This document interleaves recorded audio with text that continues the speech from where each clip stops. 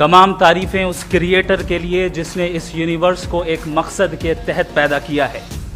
Respected जनाब जावेद अख्तर साहब, mister Saurabh Dwivedi और respected audience, thank you all for being here today. आज की डिबेट में चूंकि हम बात करने वाले हैं डज गॉड एग्जिस्ट के टॉपिक पर, तो ये एक ऐसा टॉपिक है जिसके मुताल्लिक कोई भी डिसीजन लेने के लिए अलग अलग स्टैंडर्ड्स हो सकते हैं। लिहाजा डिबेट के शुरू में ये ज़रूरी है कि हम ये जान लें कि आज के इस टॉपिक में कौन सा स्टैंडर्ड सही होगा और कौन सा गलत होगा। सबसे पहला स्टैंडर्ड जिसे मैं समझता हूं कि हमारे रिस्पेक्टेड जनाब जावेद अख्तर साहब बड़ी तेजी के साथ उसकी तरफ लपकेंगे, वो है साइंस। जबकि साइंस दर हकीकत खुदा के एग्जिस्टेंस को डायरेक्टली साबित करने या उसके एग्जिस्टेंस को डिनाई करने के लिए स्टैंडर्ड नहीं बन सकती। और उसकी वजह क्या है, ये मैं नहीं कह रहा, ये वो लोग कह रहे हैं जो साइंस के एक्सपर्ट्स हैं। नेशनल एकेडमी ऑफ साइंस कहती है science doesn't have the processes to prove और disprove the existence of god. Why? क्योंकि साइंस का ताल्लुक एम्पेरिकल एविडेंस से है और एम्पेरिकल एविडेंसेस का ताल्लुक हमारे नेचुरल और फिजिकल वर्ल्ड से है, जबकि गॉड नॉन फिजिकल और सुपर नेचुरल रियलिटी है। लिहाजा नॉन फिजिकल रियलिटी को आप उस टूल के साथ नहीं चेक कर सकते जिसका काम फिजिकल रियलिटी को तलाश करना है। लिहाजा आज इस डिबेट में गॉड की एग्जिस्टेंस को साबित करने या उसे डिनाई करने में साइंटिफिक एविडेंस को एक्सेप्ट नहीं किया जाएगा। दूसरा स्टैंडर्ड हो सकता है रेविलेशन, कि रेविलेशन के जरिए हम ये साबित करें कि गॉड एग्जिस्ट करता है या नहीं। लेकिन ये स्टैंडर्ड भी आज इररेलेवेंट है। क्यों? क्योंकि रेविलेशन मेरे नज़दीक सोर्स ऑफ नॉलेज है, वैलिड सोर्स ऑफ नॉलेज है, लेकिन हमारे जावेद अख्तर साहब के नज़दीक ये वैलिड सोर्स ऑफ नॉलेज नहीं है। लिहाजा आज की डिबेट में मैं एक भी एविडेंस किसी भी मजहबी स्क्रिप्चर से नहीं दूंगा ताकि जावेद अख्तर साहब के लिए वो अनएक्सेप्टेबल ना हो। तीसरा जो मेयार हो सकता है वो है ऑब्जर्वेशन, कि भाई कोई कहे कि हमें खुदा दिखाओ, अगर है तो दिखाओ, या ये कि खुदा के एग्जिस्टेंस पर एम्पेरिकल एविडेंस दो। तो ये है दर हकीकत गलत टूल का इस्तेमाल करना। ये ऐसा ही है कि जावेद साहब मुझसे ये मुतालबा करें कि मुफ्ती साहब आप मेटल डिटेक्टर के जरिए प्लास्टिक डिटेक्ट करके दिखाएं। अब चूंकि प्लास्टिक डिटेक्ट नहीं हो पा रही है, लिहाजा plastic does not exist. No, you are using the wrong tool. इस टूल से प्लास्टिक को डिटेक्ट नहीं किया जाता। लिहाजा मैं समझता हूं कि गॉड के एग्जिस्टेंस पर एम्पेरिकल एविडेंस का मुतालबा करना एक बचकाना मुतालबा है, और हमारे रिस्पेक्टेड जनाब जावेद अख्तर साहब इस स्टेज से अब बहुत आगे निकल चुके हैं। अब बचता है एक ही स्टैंडर्ड, और वो स्टैंडर्ड है अक्ल, लॉजिक, रीजनिंग। और यही वो स्टैंडर्ड है जिसके तहत गॉड की एग्जिस्टेंस को साबित किया जाएगा या गॉड की एग्जिस्टेंस को डिनाई किया जाएगा। लेकिन चूंकि ये बहुत इंपॉर्टेंट और सेंसिटिव टॉपिक है, इसलिए लॉजिकल आर्ग्यूमेंट भी ऐसा होना चाहिए जो डेफिनेटिव हो, इनडेफिनेटिव ना हो, जो 2 और 2 4 की तरह बिल्कुल वाजे हो, जिसे लॉजिकली रिजेक्ट करना पॉसिबल नहीं हो। फॉर एग्जाम्पल हम कहें हमारे रिस्पेक्टेड मिस्टर सौरभ साहब, ये एक इंसान है और तमाम इंसान कॉन्शियस बीइंग है। लिहाजा नतीजा क्या निकला, हमारे सौरभ साहब भी कॉन्शियस बीइंग है। क्या ये इनडेफिनेट आर्ग्यूमेंट है या डेफिनेट आर्ग्यूमेंट है? ये डेफिनेट आर्ग्यूमेंट है। ये 2 और 2 की तरह वाजे है, इसमें किसी तरह जो है लॉजिकली इसको रिजेक्ट नहीं किया जा सकता। तो अगर आज हमारे जावेद अख्तर साहब ऐसी कोई अकली दलील और लॉजिकल एविडेंस दें खुदा के ना होने पर जो डेफिनेट भी हो, तो मैं ये ऐलान करता हूं कि यकीनन मैं उस एविडेंस को कबूल करूंगा और उस पर गौर करूंगा। लेकिन साथ में यह भी ऐलान कर देता हूं प्रेडिक्शन के तौर पर कि ऐसा कोई डेफिनेट आर्ग्यूमेंट कोई नहीं पेश कर सकता। दलील हम देंगे और डेफिनेटिव दलील देंगे, लॉजिकल दलील देंगे, ऐसी दलील देंगे जो एंटायर एथिस्टिक वर्ल्ड उसे रेफ्यूट नहीं कर सकती। चलें अब हम एक एग्जाम्पल सोचते हैं, एक सिनेरियो, सिंपल सिनेरियो, तमाम ऑडियंस से गुजारिश है, हम और आप एक आइसोलेटेड आइलैंड पर हैं, ऐसा आइलैंड जहां पे हमसे पहले कोई कभी नहीं गया।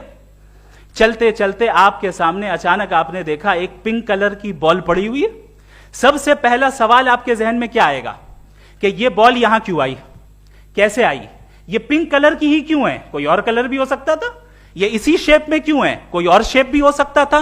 नेचुरली आप इस तरफ पहुंचेंगे कि कोई ना कोई है जिसने इन स्पेसिफिक प्रॉपर्टीज के साथ इस बॉल को बनाया है और यहां पे रखा है। चूंकि आप जानते हैं कि ये जो बॉल है इसका एग्जिस्ट करना जरूरी नहीं है, ये एग्जिस्ट कर भी सकती थी, नहीं भी कर सकती थी, और एग्जिस्ट करना ही था तो किसी और फॉर्म में करती, किसी और कलर में करती। अब आप इस बॉल को एक्सपैंड करते चले जाएं, एक्सपैंड करते चले जाएं, एक्सपैंड करते चले जाएं, यहां तक कि ये बॉल यूनिवर्स के साइज की हो जाए। बताइए कि क्या साइज के बढ़ जाने से सवाल बदल जाएगा? हरगिज नहीं बदलेगा। अभी भी सवाल रहेगा, ये यूनिवर्स कहां से आया, इन स्पेसिफिक प्रॉपर्टीज के साथ कहां से आया, क्यों आया, किसने बनाया, यह सवाल उस वक्त भी वैलिड रहेगा। लेकिन यह सवाल अगर हम जनाब जावेद अख्तर साहब से करें तो चूंकि इनका वर्ल्ड व्यू एथिस्टिक है, और सिर्फ इनका नहीं, मतलब जितने भी एथिस्ट हैं और एथिस्टिक वर्ल्ड व्यू को रखने वाले से अगर आप ये सवाल करें कि ये यूनिवर्स कहां से आया, तो इनका जवाब या तो आर्ग्यूमेंट फ्रॉम इग्नोरेंस होगा या डॉगमेटिक होगा। या तो ये कहेंगे कि मुझे नहीं पता कि ये कहां से आया, लिहाजा गॉड डज नॉट एग्जिस्ट, ये आर्ग्यूमेंट फ्रॉम इग्नोरेंस है, या ये कहेंगे कि ये यूनिवर्स खुद ब खुद बन गया। इसका मतलब यह है कि उस बॉल को भी खुद ब खुद बन जाना चाहिए, लेकिन बॉल के ताल्लुक से ये एक्सप्लेनेशन एक्सेप्ट नहीं की जाएगी कि ये खुद ब खुद बन गई, लेकिन यूनिवर्स के ताल्लुक से कर दिया जाएगा। इसे हम दूसरे अल्फाज में डॉगमा भी कह सकते हैं। दूसरी चीज, हमारे जावेद अख्तर साहब जरूर गॉड ऑफ गैप्स की मिसाल भी जरूर देंगे, और मिसाल देंगे कि पहले जमाने में बिजलियां कड़कती थी तो लोगों ने किसी एक खुदा की तरफ, और बारिश होती थी तो दूसरे खुदा की तरफ मंसूब कर दिया, उनके पास दलील नहीं थी। यह हमारा वर्ल्ड व्यू है ही नहीं, यह हमारा वर्ल्ड व्यू है ही नहीं, क्योंकि नेचुरल फेनोमेना के प्रोसेस की इंटरप्रिटेशन को जान लेने से यह कहां से साबित हो गया कि गॉड एग्जिस्ट नहीं करता है। इस पर मैं इंशाअल्लाह अभी आगे बात करूंगा। आप हजरात ये भी देखेंगे, और मैं ये एक्सपेक्ट करता हूं कि हमारे रिस्पेक्टेड जनाब जावेद अख्तर साहब जरूर इमोशनल आर्ग्यूमेंट्स भी देंगे, जो कि एक लॉजिकल फेलेसी है जब बात आती है ट्रुथ को डिसाइड करने में। क्यों?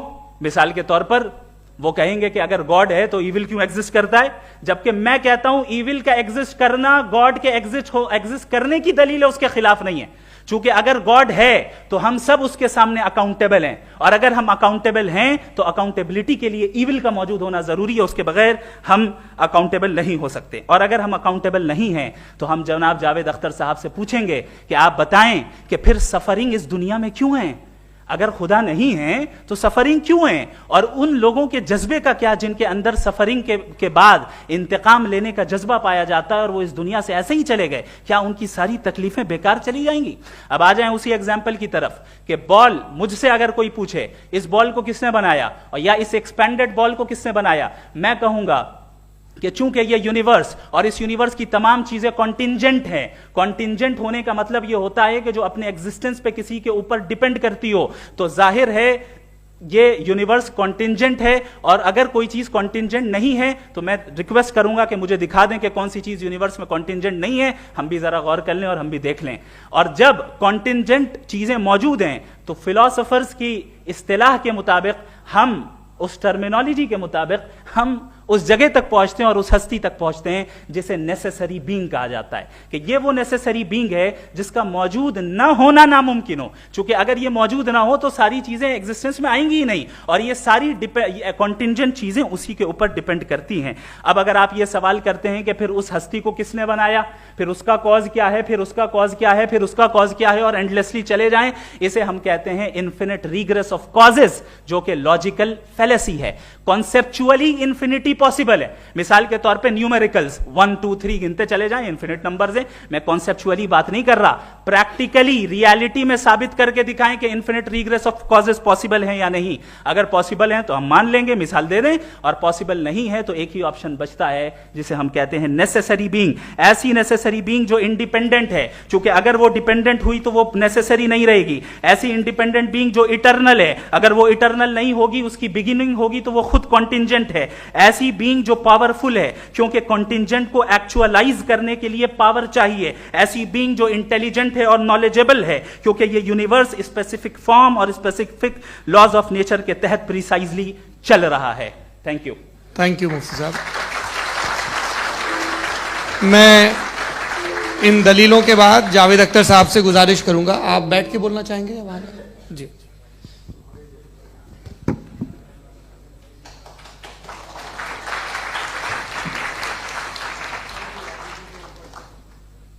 पहले तो मैं मुफ्ती साहब को एक अच्छी खबर देना चाहूँगा कि मेरी नॉलेज साइंस के बारे में बड़ी मामूली है, तो आप फिक्र ना करें उसकी, लेकिन कुछ कॉमन सेंस है मुझ में। देखिए, ये खुदा का तस्वुर कोई नया तस्वुर नहीं है, ये सदियों से रहा है। ये कुछ रिलीजन 3000 साल पुराने होंगे, 4000 साल पुराने होंगे, लेकिन इंसान कोई 10,000 12,000 साल से एग्जिस्ट करता है होमोसेपियन की शक्ल में, और हमेशा कुछ ना कुछ मजहब रहे। ये मजहब जाहिलों के नहीं थे, ये मजहब एक ऐसी ग्रीक सोसाइटी के थे जहाँ बड़े बड़े फिलोसफर पैदा हुए। ये मजहब इजिप्शियंस के थे जिन्होंने पिरामिड्स बनाए थे। ये रोमन्स के थे कि जिनका आर्किटेक्चर और सेनेट यानी पहली बुनियाद डेमोक्रेसी की, लिमिटेड थी मगर डेमोक्रेसी थी, ये उन लोगों ने किए थे। तो इनका जो जुपिटर था, रा था, ज़्यूस था, उन्हें उस पर इतना ही एतमाद था जितना आज किसी मजहबी आदमी को अपने खुदा पे होगा। क्रिश्चियनिटी आने से पहले यूरोप में एक मजहब था, जर्मेनिक रिलीजन। उसका एक खुदा था, उसकी एक बीवी थी, उसके 2 बेटे थे, एक बेटी थी। फिर जर्मनी में जब यूरोप में क्रिश्चियनिटी आई तो वो खुदा, उसकी बीवी और पूरे ख़ानदान चला गया। तो हमने, अगर हम हिस्ट्री देखें तो खुदा जो है वो ज़्यादातर फ़नी है, वो हमेशा रहे नहीं। और वो जो लोग इन्हें मानते थे उनको आप कहें वो तो जाहिल थे, उन्हें तो कुछ पता ही नहीं था, ऐसा नहीं है। वो अपने वक्त में बड़े काबिल लोग थे और अपने वक्त में उन्होंने बड़े बड़े काम किए हैं, फिलोसफर्स थे, साइंटिस्ट थे, लेकिन उनका मजहब कहाँ गया, उनके खुदा कहाँ गए? आज जो खुदा हैं दुनिया में लोग उन्हें मानते हैं। आपको क्या मालूम कि कितने बरसों के बाद क्या होने वाला है? हम यूरोप में देखते हैं तो चर्च खाली हैं। तो वक्त के साथ चीज़ें बदलती हैं। जहाँ तक इसका ताल्लुक है मजहबों का, हर मजहब आपसे एक चीज़ मांगता है, फेथ। ये फेथ क्या चीज़ होती है? What is the difference between faith and belief? ये तो बहुत ही अहमखाना बात होगी कि कोई आदमी कहे साहब अगर खुदा है तो मुझे दिखाइए। ये तो जाहिलाना बात हुई। मैंने तो नॉर्थ पोल नहीं देखा है, मगर मैं मानता हूँ कि नॉर्थ पोल है। मैं क्यों मानता हूँ? इसलिए कि अगर ये दुनिया राउंड है तो उसका कोई टॉप होगा। कुछ लोग हैं जो वहाँ गए भी हैं, कॉमन सेंस कहता है कि ऐसा होगा, सबूत है, गवाह है, रीजन है। तो ये मेरा फेथ नहीं है। तो फेथ में और बिलीफ में डिफरेंस क्या है? जो मजहब मांगता है आपसे, हर मजहब फेथ मांगता है। फेथ का मतलब यह है कि ना कोई गवाह हो, ना कोई सबूत हो, ना कोई रैशनल हो, ना कोई लॉजिक हो, ना कोई प्रूफ हो, मगर तुम एक बात को मानो। यह है फेथ। वरना बिलीफ होता। अगर इसमें कुछ भी सबूत होते, गवाह होते, तो फिर इसे आप बिलीफ कहते। जैसे मेरा बिलीफ है कि नॉर्थ पोल है, मेरा फेथ थोड़ी है। फेथ इन तमाम शर्तों को रद्द करता है। तो फिर स्टुपिडिटी क्या है? अगर मैं एक बात ऐसी मानूं जिसकी ना कोई लॉजिक है, ना कोई रैशनल है, ना कोई प्रूफ है, ना कोई गवाह है, ना कोई सबूत है, और मैं उसे मानूं, तो ये स्टुपिडिटी हुई। इसे ही भाई कल को मैं यकीन कर लूं कि एलोन मस्क जो है मेरा भाई है, तो मुझे इंतहाई खुशी होगी, सुकून भी बहुत मिलेगा मुझे। लेकिन और कहे भाई क्यों मानते हो, क्या सबूत है भाई, वो तो अमेरिकन है और तुम तो इंडियन हो, वो तो नस्ल लगे, तुम्हें कभी मिले भी नहीं। साहब देखिए मेरा फेथ है, इस पर बात ना किया। फेथ का मतलब ही यह है कि आप प्रूव नहीं कर सकते। अगर आप प्रूव कर सकते हो तो फेथ की जरूरत ही नहीं, फिर तो आप बात करेंगे, आप कितनी बहस कर लीजिए। अल्टीमेटली दुनिया का हर मजहब फेथ पे टिका है, और फेथ का मतलब है एक ऐसा यकीन जिसका कोई सबूत, कोई गवाह, कोई रैशनल नहीं। अब आप ये कहें, क्या आप ये क्यों कह रहे हैं कि साहब ये कायनात किसने बनाई? कमाल ये है कि आपने बताया कि एक आइलैंड पे गए और एक बॉल देखी। आपने ये नहीं कहा कि आइलैंड किसने बनाया, आपको सिर्फ बॉल पे हैरत हुई। हमने आइलैंड पे हमने हैरत नहीं की, होते हैं आइलैंड। इसी तरह ये आइलैंड है, सितारे, ये गैलेक्सीज, ये सब आइलैंड हैं, खला में। हम उन्हें टेकन फॉर ग्रांटेड लेते हैं, हम पूछते नहीं किसने बनाए। आपने जजीरे के बारे में भी नहीं पूछा है। मेरी पैदाइश कैसे हुई? क्या मैं प्लान पैदा हुआ था? I was plan to be born, या एक लकी स्पर्म था जो किसी एक से चिपक गया? मेरी पैदाइश रैंडम। और इंसाफ जिसे आप कहते हैं, इंसाफ का तो नेचर से कोई वास्ता ही नहीं है। जो आप कहते हैं कि एक दिन इंसाफ मिलेगा, इंसाफ is a human concept, nature में कोई इंसाफ नहीं। अगर शेर हिरन को खा जाता है तो उसे कोई सजा नहीं मिलती।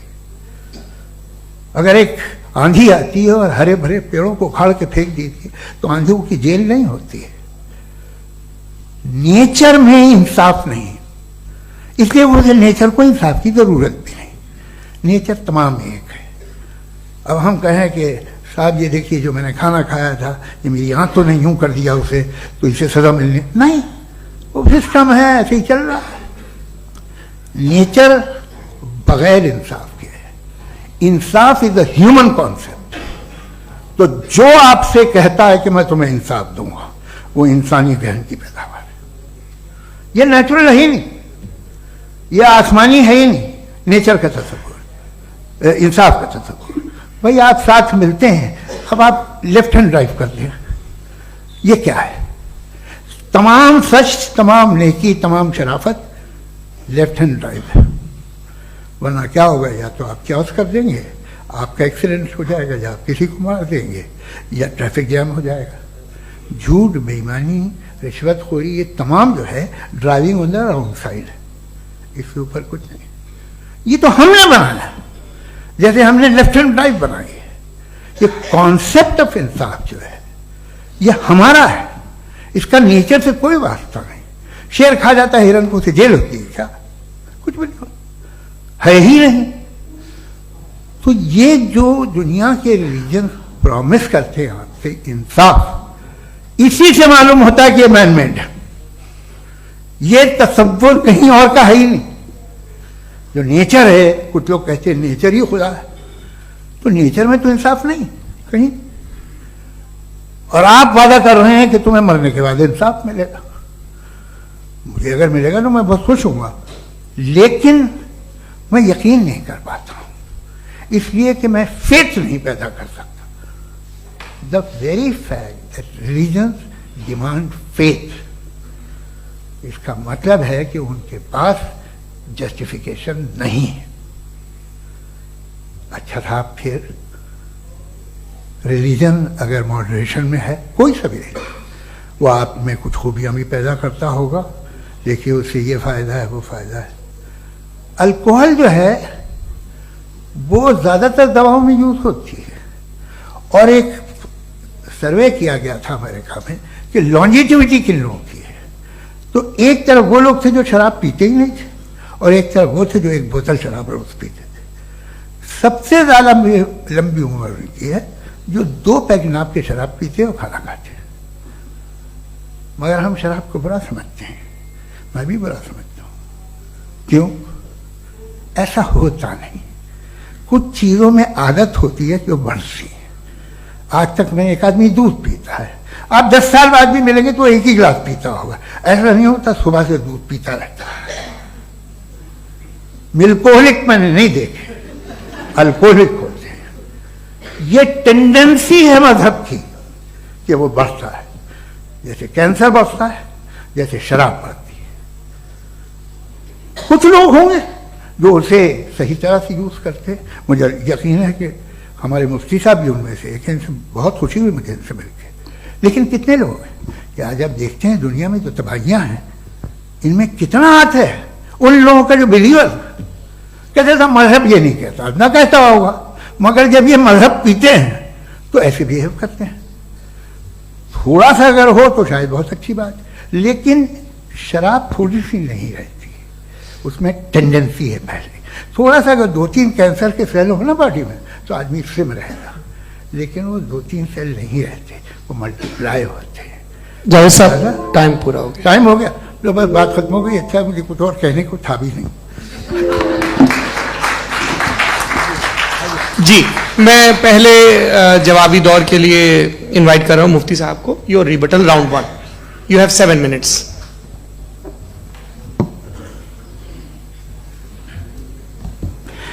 Thank you very much Javed साहब, आपकी बात को सुनकर बड़े महजूज हुए हम लोग। महजूज, do you understand? We enjoyed. Okay, अब थोड़ा सा लॉजिकली उसको हम लोग देखते हैं। दरअसल हम लोगों ने कल गुजारिश की थी मुफ्ती साहब से भी, जावेद साहब से भी, कि हिंदुस्तानी जबान आम फहम सबको समझ में आ जाए, और जहां कहीं आप मुश्किल शब्द इस्तेमाल करें वहां बताते भी चलें। Thank you. तो सबसे पहले हमारे रिस्पेक्टेड जावेद साहब ने हवाला दिया कि खुदा फानी है, कितने मजहब आगे चले गए, किसी ने जुपिटर को खुदा माना, किसी ने किसी को माना। मैं कहता हूं जिसने कॉन्टिंजेंट चीज को खुदा माना, गलत माना, वो खुदा ही नहीं, वो खुदा ही नहीं है। हम तो नेसेसरी बीन को साबित करने बैठे हैं, वो नेसेसरी कॉज जो इटरनल है, जो अबदी भी है और अजली भी है। हम किसी और को साबित करने नहीं बैठे। दूसरी चीज उन्होंने कहा कि फेथ एंड बिलीफ, ये एक ऐसी डेफिनेशन है फेथ की जो इन्होंने पहली मर्तबा पेश की है, या माफ कीजिएगा इन्होंने पहली मर्तबा पेश नहीं की है, रिचर्ड डॉकिंस ने पहली मर्तबा पेश की है। मुझे मालूम है ये सोर्स कहां से है। एपिस्टेमोलॉजिकली फेथ और बिलीफ का फर्क आप इस तरह नहीं कर सकते सर। फेथ सही भी होता है, गलत भी होता है, बिलीफ सही भी होता है, गलत भी होता है। जो लॉजिक, रीजन और एविडेंस से बैक्ड होगा वो फेथ सही होगा। और आप जिस फेथ की बात कर रहे हैं कि इलॉजिकल है और उसके पीछे नहीं है, तो we are on the same page. हम नहीं मानते उस फेथ को, जो फेथ ऐसा हो जिसके पीछे कोई लॉजिक ना हो, एविडेंस ना हो, हम नहीं मानते। हम तो उस फेथ के कायल हैं जिसके पीछे लॉजिक हो और एविडेंस हो। तो बिलीफ सही भी होता है, गलत भी होता है, फेथ भी सही होता है और गलत भी होता है। तो आज फेथ और बिलीफ के डिफरेंस पे बात नहीं हो रही। आज आप चाहे फेथ एक्सेप्ट कर लें या बिलीफ एक्सेप्ट कर लें, आज ये बात होगी कि ट्रूथ क्या है, चाहे ट्रू बिलीफ सही है या ट्रू फेथ सही है, और फॉल्स फेथ क्या है और फॉल्स बिलीफ क्या है, बात इस पे हो रही। दूसरी चीज इन्होंने पूछा स्टुपिडिटी फिर क्या है। अगर फेथ रिलीजन स्टुपिडिटी नहीं है तो और क्या है? चूंकि फेथ का मुतालबा करते हैं तो स्टुपिडिटी क्या है? मैं कहता हूं स्टुपिडिटी एथिज्म है। उसकी वजह यह है कि आप एक सड़क पे जा रहे हो और आप किसी गार्डन में जाएं और देखें वहां लिखा है फूलों के साथ I love Javed Akhtar, and I really do, I love you sir. So जब आप वहां पर पहुंचे तो वहां पहुंचकर अब ये बताएं, क्या आप ये कहेंगे वाह व्हाट अ नेचुरल सिलेक्शन? ये क्या नेचुरल सिलेक्शन है? नहीं, ये प्रिसाइजली डिजाइंड है, इसके पीछे डिजाइनर है। लिहाजा अगर कोई एक ऐसी कॉमन सेंस की बात को कबूल नहीं कर रहा है कि यूनिवर्स जो इतने प्रिसाइजली काम कर रहा है, हम कह दें कि खुद ब खुद बन गई, मैं समझता हूं इससे बड़ी स्टुपिडिटी और कुछ नहीं है। ये इर्रेशनल चीज है। फिर हमारे सर ने कहा कि आपने बॉल पे फोकस किया, आइलैंड पे फोकस नहीं किया। अरे आइलैंड को किसने बनाया यही समझाने के लिए तो बॉल की मिसाल दे रहा हूं। और बॉल भी कॉन्टिंजेंट है, आइलैंड भी कॉन्टिंजेंट है, दोनों नेसेसरी बीइंग का मुतालबा करते हैं। आगे इन्होंने कहा कि नेचर में कोई इंसाफ नहीं है, हम डिसाइड करते हैं कि मोरालिटी क्या होती है, इंसाफ क्या होता है। हम डिसाइड करते हैं, जैसे ड्राइविंग सीट में ट्रैफिक वाला, ये तो किसी खुदा ने नहीं कहा, ये है, इसे कहते हैं फॉल्स इक्विवेलेंस। ये एक लॉजिकल फेलेसी है। आपने जो है मिसाल दी ड्राइविंग की और ट्रैफिक की, ये सब्जेक्टिव मोरालिटी है। आप सब्जेक्टिव मोरालिटी को मिसाल बनाकर ऑब्जेक्टिव मोरालिटी के ऊपर नहीं थोप सकते। इंसाफ की ऑब्जेक्टिव मोरालिटी। अगर आप ये कहते हैं कि नेचर में इंसाफ नहीं है, तो इंसाफ का न होना ये नेचुरल हुआ, तो फिर नेचर को नेचर रहने दे, क्यों हम इतना स्ट्राइव कर रहे हैं दुनिया में इंसाफ लाने के लिए? ये तो इलॉजिकल बात है, इर्रेशनल बात है।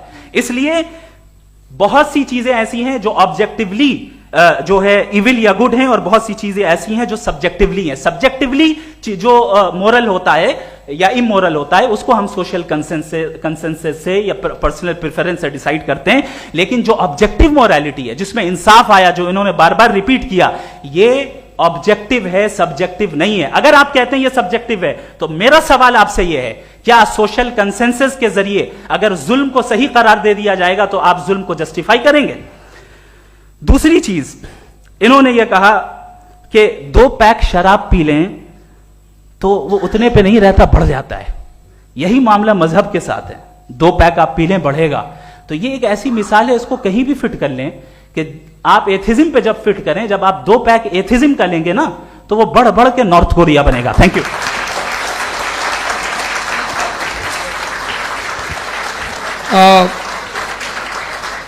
फर्स्ट राउंड की रिबटल के लिए मैं जावेद साहब को इनवाइट कर रहा हूं। आपके पास 7 मिनट का वक्त है, रीसेट कर दीजिएगा प्लीज।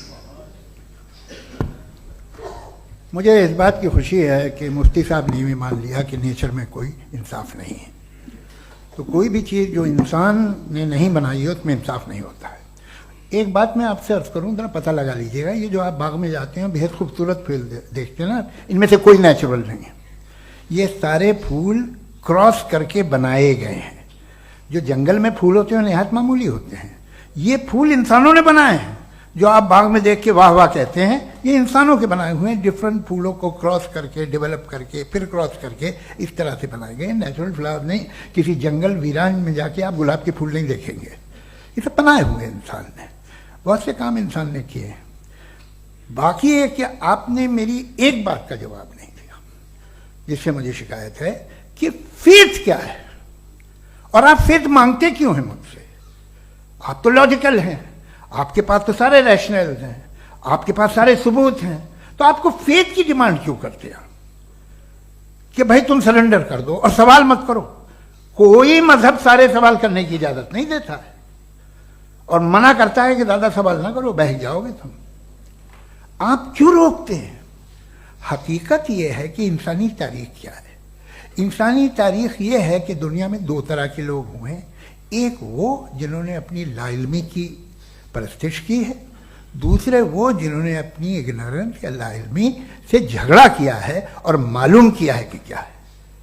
ये जो आप कह रहे हैं, आज आप हैरान हैं कि भाई ये यूनिवर्स कैसे बनी। लोग हैरान थे कि सूरज डूबता है तो इधर से कैसे निकलता है।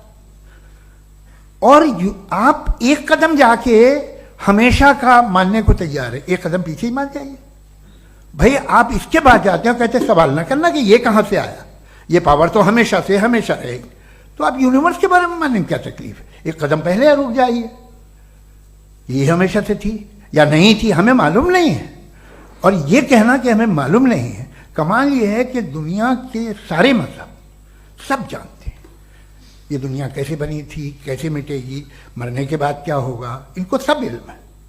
इनको किसी को डायनासोर होते थे पहले ये नहीं पता था, किसी को नहीं पता। किसी भी दुनिया की मजहबी किताब में डायनासोर का जिक्र नहीं है। लेकिन बाकी सब बातें, how to make universe in 4 easy lessons and बाकी सब पता है। जिसको सब पता है वो गड़बड़ है। हम में ये इंकिसार, ये ह्यूमिलिटी होनी चाहिए कि हम ये कहें कि हमें ये बहुत सारी बातें नहीं मालूम, लेकिन हम उनकी परस्तिश ना करना, अपनी लाइल्मी को की परस्तिश ना करें, हम उसे पता लगाने की कोशिश करें। जिस दुनिया में आप बैठे हैं सर, ये हॉल जो है, ये इलेक्ट्रिसिटी जो है, ये माइक जो है, जिस हवाई जहाज से आप आए थे, वो जिस कार से आप यहाँ आए हैं, ये सब उन लोगों की बनाई हुई है जिन्होंने सवाल किए थे। ये दुनिया जिसमें आप आज आराम से हैं, ये उन लोगों की बनाई है कि जिन्होंने सवाल किए थे। और हर स्टेज पे इन सवालों को मकरूह कहा गया था, गलत कहा गया था। आप जरा तारीख पढ़िए, एक बड़ी दिलचस्प किताब है बर्ट्रैंड रसेल की, जिसमें उसने रिलीजन एंड साइंस कि कब से रिलीजन जो है साइंस के अगेंस्ट है। और हद तो यह है कि भाप के इंजन के खिलाफ थे, स्टीम इंजन के भी खिलाफ थे, और फतवे हुए उन पे, वेटिकन ने दिए। तो ये हमेशा, अभी जैसे ही ये राइट विंगर आते हैं अमेरिका में पावर में, तो वो जो अपना ये क्या बोलते हैं उसे, सीड क्या वर्ड है, सीड क्या जो, हाँ नहीं सीड जो होते हैं जिस पे जी नहीं भाई, वो जो ह्यूमन बॉडी के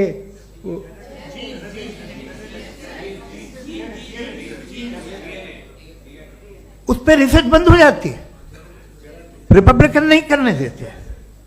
अरे भाई इतना डर क्या है तुम्हें? एक जमाने में बहुत नाराज थे ये सारे मजहबी लोग कि ये इंसान तो इंसान बनाने की कोशिश कर रहा है। आपको क्या तकलीफ भाई, बना ले तो बना लेने दो, ये खौफ क्या है? और ये सब आज जो आप कह रहे हैं नामुमकिन है, ये कैसे हुआ? मुझे एक किस्सा याद आता है। जब मैं छठी क्लास में था तो मैं मैथमेटिक्स में बहुत वीक था, तो एक टीचर रख दिया गया, उसने 1 2 3 4 5 6 7 तो सिखा दिया मुझे। वो दिन मैं भूल नहीं सकता हूँ मुफ्ती साहब, जिस दिन उसने ये बताया कि 1/2 क्या होता है और 3/4 क्या होता है, मुझे ऐसा लगा कि मेरा सर बीच से फट जाएगा। यह आदमी कह रहा है कि जो दीवार के अंदर जाओ वॉक करते हुए। आज हंसता हूं मैं इस बात पे। तो आज जो बातें आपके जहन से बिल्कुल परे हैं और आप हैरान होते हो उन्हें देख के, एक वक्त आएगा कि मामूली लगेंगे। और हुआ है, आपकी इंसानी तारीख ही है। इतनी जल्दी सारे फैसले आप मत कर लीजिए, थोड़ा ये ह्यूमिलिटी रखिए कि भाई ये हमें नहीं मालूम। ये कहने में क्या आ रहा है? ये यूनिवर्स कहाँ तक फैली, ये कब से है और कब तक रहेगी, हमें नहीं मालूम। आपने फैसला कर लिया कब बनी। ये आपके हिसाब से कोई 14 बिलियन ईयर बनी जो समझा जाता है। उससे पहले हजारों करोड़ों अरबों साल तक खुदा बैठा क्या कर रहा था? खामोश बैठा था, ऐसी जमाइयां ले रहा था। फिर उसे आइडिया आया, यार एक काम करते, वक्त अच्छा गुजर जाएगा, यूनिवर्स पर सोचिए। वो तो हमेशा से है ना, मगर यूनिवर्स हमेशा से नहीं है, ये तो बनाई गई है। और उससे पहले क्या था, इनका क्या काम था? कैसी बात है, ये बड़ा आसान है। जो बात हमें आज धीरे धीरे पता चली है, बरसों 2000 और 2500 साल पहले आपको किसी ने बता दिया कि क्या था, आप मान गए और तब से वही मान रहे हैं जो 2500 साल पहले कहा गया था। सब कुछ बदल गया है, सॉल्व हो रही हैं चीजें। अभी साइंस बिल्कुल दावा नहीं करती, या कोई फिलोसफर ये दावा नहीं करता कि हमें सब मालूम, बल्कि वो कहता है कि हमें जितना मालूम होता है उससे ये मालूम होता है कि हमें कितना कम मालूम। तो हम अपनी जहालत से लड़े, उसकी परस्तिश न करें। जी, time. Thank you so much. मैं तर्कों की श्रृंखला में राउंड 2 के लिए मुफ्ती साहब को आमंत्रित कर रहा हूं। आपके पास एक बार फिर से 7 मिनट का वक्त है। शुक्रिया। जनाब जावेद अख्तर साहब कई मर्तबा दोहरा रहे हैं कि फेथ का मतलब बताइए, फेथ का मतलब बताइए। मैंने बता दिया, फेथ सही भी होता है, गलत भी होता है। और आज हम फेथ पे बात नहीं कर रहे, हम ट्रूथ और डज गॉड एग्जिस्ट पे बात कर रहे हैं। क्या डज गॉड एग्जिस्ट, ये ट्रूथ यानी गॉड है या नहीं है, इसमें से दोनों ट्रूथ क्या है। अब आप उसे फेथ कह लें, बिलीफ कह लें, नॉट माई बिजनेस। उसके बाद आपने कहा कि भाई सवाल करने से मजहब रोकता है। मैं कहता हूं जो रोकता है वो रोकता होगा, मैं नहीं रोकता, बल्कि सवाल करें, सवाल करना चाहिए। सवाल कर करके तो हम आगे बढ़ते हैं, तरक्की करते हैं, और इसीलिए मैं आज यहां पे आया हूं। लेकिन सवाल सिर्फ खुदा से नहीं होगा, आपसे भी होगा। सवाल एथिज्म से भी होगा, सवाल सिर्फ मजहब से नहीं होगा, सबसे होगा। और आज मैं सवाल करूंगा और उम्मीद है कि आप जवाब देंगे। अभी तक आपने वैसे कॉन्टिंजेंसी आर्ग्यूमेंट का कोई जवाब नहीं दिया। चलें, आपने कहा यूनिवर्स के बारे में इटर्नल क्यों नहीं बोल देते। ये चूंकि लॉजिकली पॉसिबल ही नहीं है कि यूनिवर्स इटर्नल हो।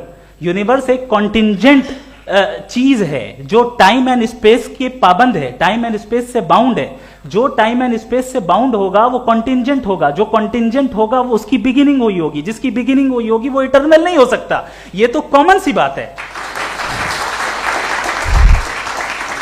आपने कहा कि किसी मजहबी किताब में डायनासोर का जिक्र नहीं है। अफसोस कि आज तक किसी मैथमेटिक्स की किताब में मुझे डायनासोर का जिक्र नहीं मिला। तो इसका मतलब मैथमेटिक्स की किताब बेकार है? नहीं, उसका वो टॉपिक नहीं है। रेवलेशन का और मजहबी किताबों का टॉपिक ये नहीं है कि आपको आके बताए साइकिल कैसे बनाते हैं या आकर ये बताएं कि जो है डायनासोर कब था। वो तो मोरालिटी सिखाने आया है, गॉड के बारे में बताने आया, नॉन फिजिकल रियलिटी की हकीकत को सिखाने के लिए आया। रिलीजियन साइंस को रोकता है? नहीं रोकता, अगर रोकता है तो गलत करता है। रिलीजियन साइंटिज्म को रोकता है, जिसमें हमारे जावेद साहब मुब्तला है। साइंस और साइंटिज्म में फर्क है। साइंटिज्म यह है कि आप समझें कि साइंस और साइंटिफिक मेथोडोलॉजी ये नॉलेज को हासिल करने का वाहिद सोर्स ऑफ नॉलेज है, यह है साइंटिज्म। हम इसे रिजेक्ट करते हैं। हम साइंस को तो तरक्की करते हैं, भाई आप हमारी पूरी तारीख कर लें, पढ़ लें तो आपको पता चल जाएगा। बहरहाल ये अलग टॉपिक है। उसके बाद इन्होंने एक लफ्ज कहा, वेटिकन ने फतवा दिया। वेटिकन का फतवे से कोई ताल्लुक नहीं है, दोनों कॉन्ट्राडिक्टरी अल्फाज हैं। उसके बाद उन्होंने कहा कि भाई हमें नहीं मालूम, अगर नहीं मालूम तो क्लियरली कह देना कि नहीं मालूम है, इसमें क्या हरज है। तो वही तो मैं कह रहा हूं ना कि आप कह दें कि नहीं मालूम, लेकिन क्लेम क्यों कर रहे हैं कि गॉड एग्जिस्ट नहीं कर रहा है। आप कह दें नहीं मालूम है, हो सकता है हो सकता ना हो, लेकिन आप क्लेम कर रहे हैं। The moment you say God does not exist, this is a claim and now the burden of proof is upon you too, जैसे हमारे ऊपर है।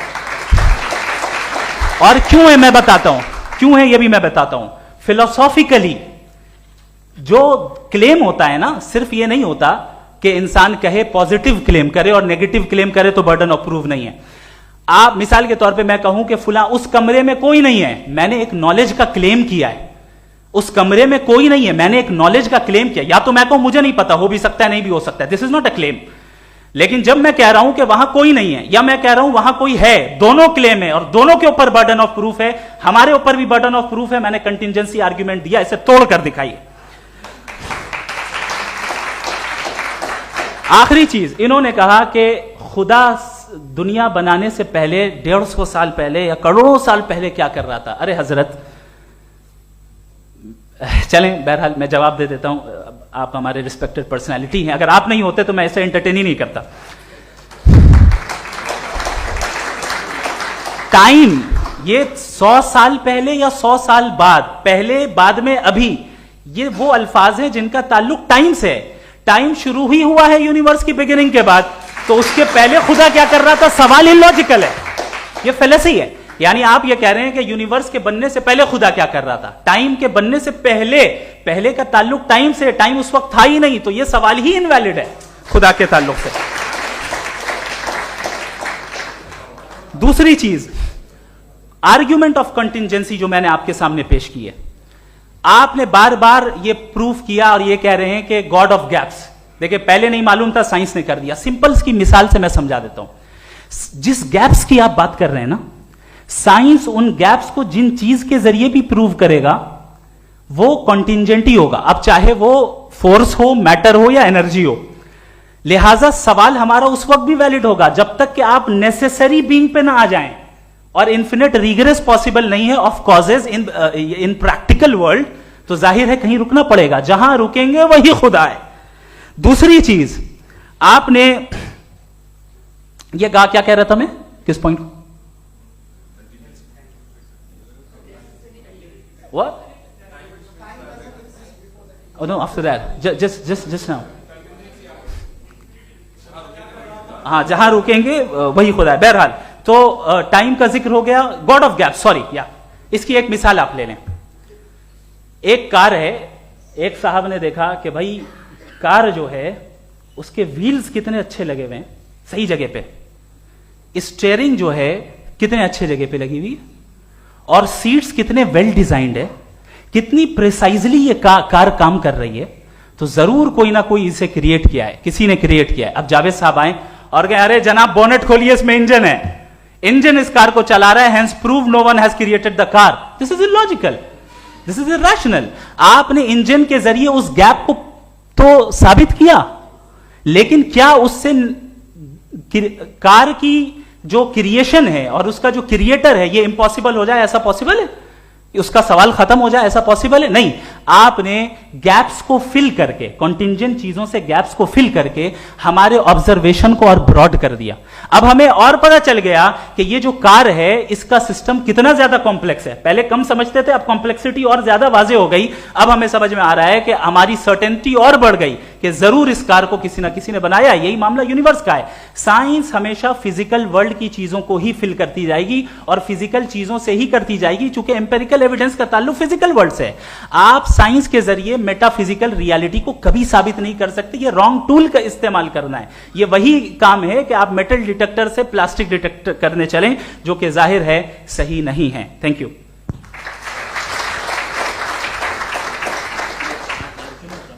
जी, ये आर्ग्यूमेंट का राउंड 2 है। हाँ। 7 मिनट है।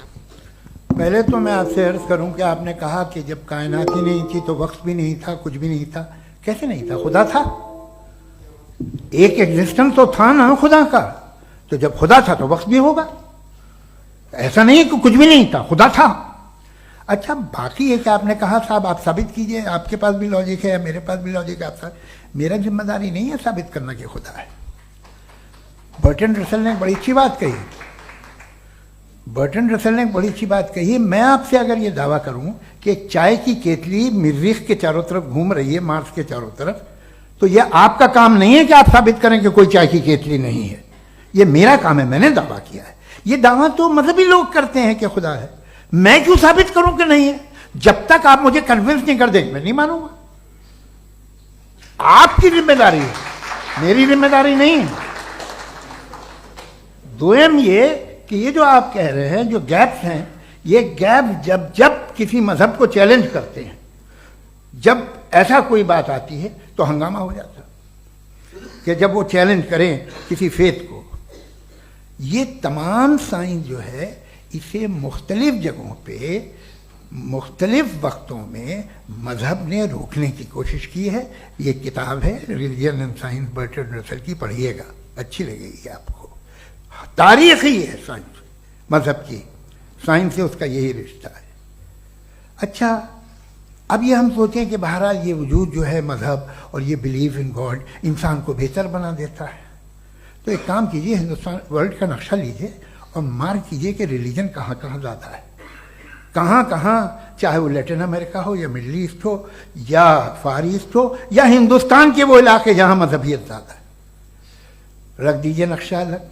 अब दूसरा नक्शा कि कहाँ कहाँ नाइंसाफ़ी, रिप्रेशन, औरतों के हुकूक की पामाली, जुल्म, डिक्टेटरशिप कहाँ है, नक्शा एक ही होगा।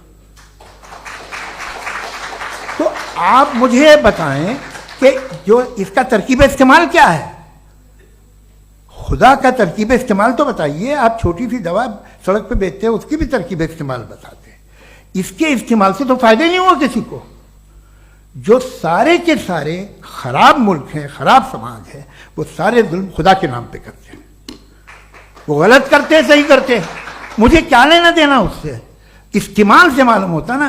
एक विस्की की बोतल कभी शायद देखी हो आपने, लाल रंग की होती है, उस पर रोशनी और छपड़ा इंतहाई खूबसूरत लगती है, क्या बिगाड़ रही है किसी का? उसका इस्तेमाल गलत है, इसलिए आप उसे नापसंद करते हैं। इसका इस्तेमाल गलत है, इस तसव्वुर का इस्तेमाल ही गलत है और हमेशा से गलत हुआ है। आप देख लीजिए, इंसानी तारीख देख लीजिए, आज देख लीजिए, हिंदुस्तान देखिए, दुनिया देख लीजिए, क्या हो रहा है। इसे कैसे इस्तेमाल कर रहे हैं फेथ वाले लोग? क्या फेयर हैं, जस्ट हैं, जो अपने खुदाओं पे यकीन रखते हैं? वो किस तरह के लोग हैं? वो लोगों को इंसाफ देते हैं, वो बेहतर इंसान बने। तो इस दवा का फायदा क्या है? चलो बहुत फायदा हो रहा तो मैं इस्तेमाल कर लूंगा। मुझे तो इस दवा का कोई फायदा दिखता ही नहीं। मुझे तो ऐसा लगता, मैं एक और बात बताऊं, अगर कोई आदमी मजहबी है और अच्छा आदमी है तो मैं उसकी बहुत इज्जत करता हूं, इसलिए कि मेरा ख्याल है मजहबी आदमी का अच्छा होना मुझसे अच्छा होने से ज़्यादा मुश्किल है।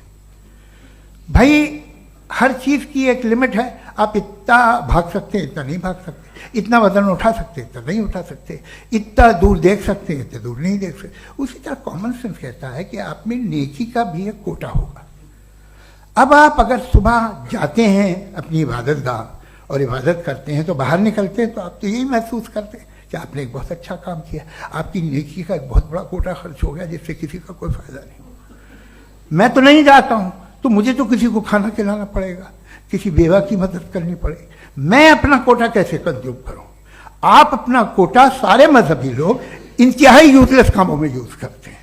उसके बाद भी अगर आप में बच्ची है थोड़ी सी शराफत तो भाई वाह क्या बात है।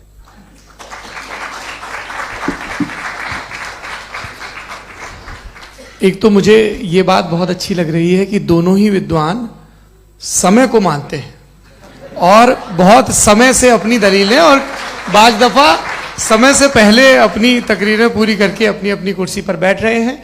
ये इस आर्ग्यूमेंट का राउंड 2 पूरा हुआ। अब रिबटल का राउंड 2 है और उसके बाद क्रॉस एग्जामिनेशन होगा। नहीं, आपका आर्ग्यूमेंट हो गया सर। हमारे यहाँ स्कूल के सिलेबस में पंच परमेश्वर कहानी पढ़ाई जाती है, प्रेमचंद जी की लिखी हुई। आप निश्चिंत रहिए, आपके कोई राउंड में मिस नहीं होने दूंगा। रिबटल का राउंड 2 मुफ्ती शमाइल नदवी साहब।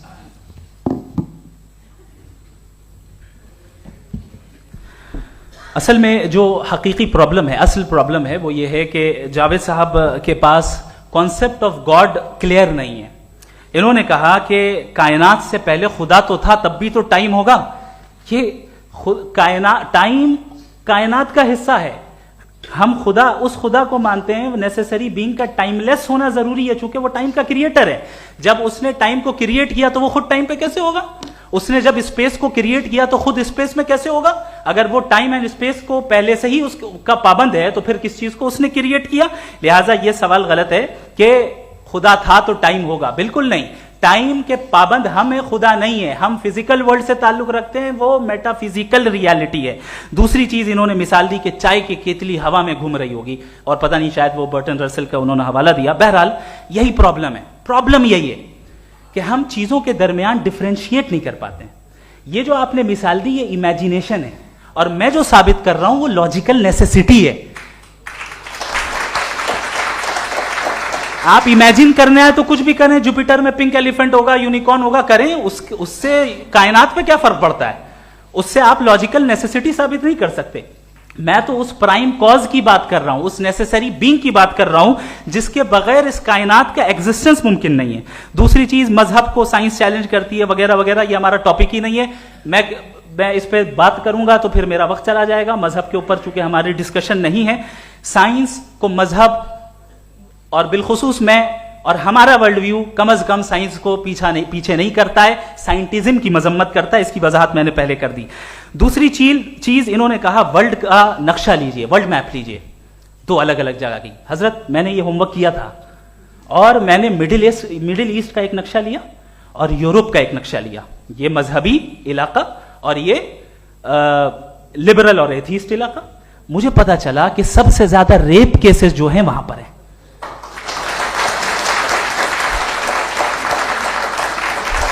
मुझे यह पता चला यूएन की रिपोर्ट के मुताबिक, मैं ये अपने घर से नहीं लेके आ रहा, कि जो वर्किंग वुमेन है यूरोपियन कंट्रीज में, उसमें 81% वुमेन सेक्सुअल हैरेसमेंट का वर्क में शुमार हो रही है। ये मिडिल ईस्ट में नहीं हो रहा है, वो मजहबी लोग हैं इसलिए नहीं हो रहा है।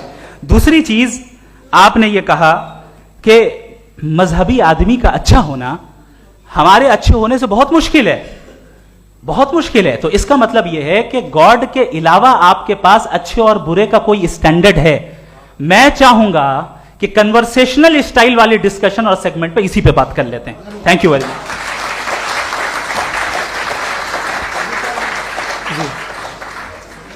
ये रिबटल का राउंड 2 है। आपके पास 5 मिनट का वक्त है और इसके बाद क्रॉस एग्जामिनेशन शुरू करेंगे। आप चाहें तो जो इन्होंने सवाल पूछे उनके जवाब आप रिबटल में भी दे सकते हैं। जी जी, देखिए, पहले तो ये बात कि ये मिसाल गलत नहीं है, गलत है।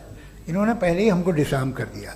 कह लिया अकल से मामला सॉल्व नहीं हो सकता, लॉजिक से आप पहुंच नहीं सकते। ये एक मेटाफिजिकल चीज़ है। मेटाफिजिकल अजीब सा लफ्ज़ है, ठीक से किसी को माने नहीं मालूम इसके, तो ऐसा लगता है कुछ बड़ी चीज़ है। अरे भाई, क्या होता है मेटाफिजिकल, बताओ, खड़ी हो। ये एक लफ्ज़ है जो कहीं भी इस्तेमाल हो जाता है। जब आप एक बात कर रहे हैं और आप मुझसे बहस कर रहे हैं तो मुझे मेटाफिजिकल मत बताइए, आप लॉजिकली मुझे प्रूफ किए। और अगर लॉजिकली आप नहीं बात करते साहब ये मेटाफिजिकल है, तो फिर हम आप बात क्या कर रहे हैं? मेरा आपका किस ज़बान में कॉन्वर्सेशन होगा? और ये कहना कि वक्त पहले नहीं था, तो फिर क्यों कहते हैं ये हमेशा से और हमेशा रहेगा? हमेशा वक्त है, तो आप कैसे कहते हैं वो हमेशा से है और हमेशा रहेगा? हमेशा का मतलब है कोई वक्त, अगर वक्त ही नहीं है तो हमेशा कैसे? बाहर वो रहेगा। अब मैं ये देखता हूं, आपने कहा ना कि वहां रेप ज़्यादा होते हैं, तो हम एक बात देखते हैं कि ये दुनिया जिस पे वो कादर मुतलक है, जिसकी मर्जी के बगैर पत्ता भी नहीं हिलता, ओमनीपोटेंट है, ये दुनिया चल कैसे रही है और इस दुनिया का हाल क्या है? 45,000 बच्चे जो 10 साल की उम्र से कम थे वो गाजा में मरे। भूख से काला हांडी में बच्चे मरते हैं और डिप्थेरिया से मरते हैं। डिप्थेरिया अजीब मर्ज है, गले में जाली बनना शुरू होती है, बच्चा नीला हो जाता है, गरीब का बच्चा, इसलिए कि उपास इलाज में। ये कादर मुतलक है जो चाहे कर दे, इससे आप दुआएं मांगते हैं हमारी ये काम कर दे वो कर दे, तो इसका मतलब डे टू डे लाइफ में वो इंटरफेयर करता है और ये देख रहा है वो। अगर वो वाकई भी है फॉर डिस्कशन सेक, तो मैं जब दुनिया देखता हूं तो मेरे दिल में उसके लिए कोई इज्जत नहीं पैदा होती। ये क्या कर रहे हो तुम पूरे ऑल पावरफुल हो, ओमनीपोटेंट हो, ओमनी प्रेजेंट हो। तुम तो वहां गाजा में रहे होगे ना, तुम हर जगह हो। तुम देख रहे थे कि बच्चे की कैसे धज्जियां उड़ रही, तुम देख रहे थे और तुम चाहते हो मैं तुम्हारी परस्तिश करूंगा, तुम हो भी। अरे यार, इसके अच्छे तो हमारे चीफ प्राइम मिनिस्टर हैं, कुछ तो ख्याल करते हैं। कमाल है, आप किसकी इबादत कर रहे हैं? अगर वो है भी, ये दुनिया नाइंसाफी से, जुल्म से, जबर से, तशद्दुद से भरी हुई। और आप ये मत कहिएगा कि वो देख रहा है और वो बताएगा एक दिन। अगर वो देख रहा है और इंटरफेयर नहीं करता तो आप दुआ क्यों मांगते? आप कहते हैं मेरा ये काम करा दे, इसके मतलब है वो दखल दे सकता है, वो आपको नौकरी दिलवा सकता है, भले दूसरे आदमी को न मिले, मगर आपका काम कर देगा चूंकि आपने दुआ मांगी है। तो जब वो आपको नौकरी दिला सकता है, लड़की की शादी कर सकता है, बेटे को ग्रीन कार्ड दिलवा सकता है, तो कम से कम ये जो मर रहे हैं बच्चे, इनको रोक दे, कुछ तो करे। मुझे तो दुनिया में, इस दुनिया का कोई मालिक है, इसका ओमनीपोटेंट कोई रूलर है और ये दुनिया ऐसी चल रही है। मैं तो चाहूंगा कि भाई ना हो, अगर हो तो बड़ी शर्मिंदगी की बात है। शुक्रिया।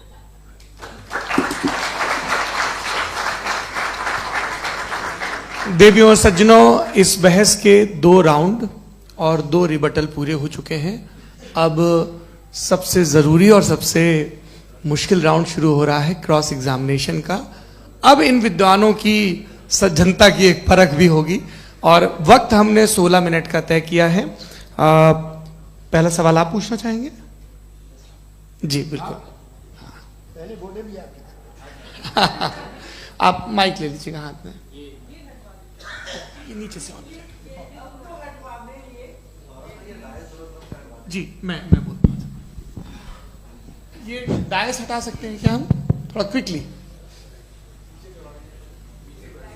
डायस पीछे कर दीजिए बस थोड़ा सा, है ताकि ये जो दाएं बाएं लोग बैठे हैं, इसे हटा ही दीजिए। अब हम वहां तो जाने वाले नहीं, आराम से आराम से दोनों तरफ से हटा दीजिए।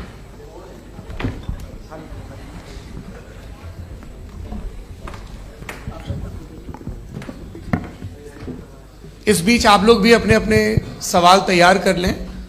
ये ध्यान रखेंगे कि मैं यहां से सवाल लूंगा, आप लोगों को अपना हाथ ऊपर करना है, अपना नाम बताना है और अधिकतम 3 वाक्यों में अपना सवाल पूरा करना है। कई लोग सवाल की जगह भाषण देने लगते हैं, उससे आज बचना है। जी मुफ्ती साहब, पहला सवाल आपका, 16 मिनट हैं, हम दोनों लोगों के सवाल लेंगे। जी जी बहुत शुक्रिया। आपकी जो अभी बात हुई बहुत अहम थी, मैं इसको चाहूँगा कि आगे डिस्कस करूँ, लेकिन चूँकि अभी ये वो सेगमेंट है क्रॉस एग्जामिनेशन, तो सबसे पहला सवाल आपसे ये है कि जो मैं इतनी देर से कॉन्टिंजेंसी आर्ग्यूमेंट आपको बता रहा था, ये अकल से ही बता रहा था हजरत, आप ये बताएं कि आप इन्फिनिट रिग्रेस ऑफ कॉजेस को पॉसिबल मानते हैं या नेसेसरी बीइंग के एग्जिस्टेंस को सही समझते हैं? चूंकि 2 ही ऑप्शन हो सकता है, आप ये बताएं। देखिए, आपको मैं ईमानदारी से बात करूं, एक तो मैं कॉन्टिजेंसी वर्ड ठीक से समझता नहीं, और इस वक्त भी जो आपने अंग्रेजी के अल्फाज इस्तेमाल किए वो ज़रा थोड़े से मुझे डिफ़िकल्ट और कॉम्प्लिकेटेड लगे, तो आप ज़रा सिंपल ज़बान में सवाल कर सकते हैं? बिल्कुल कर सकता हूँ जी।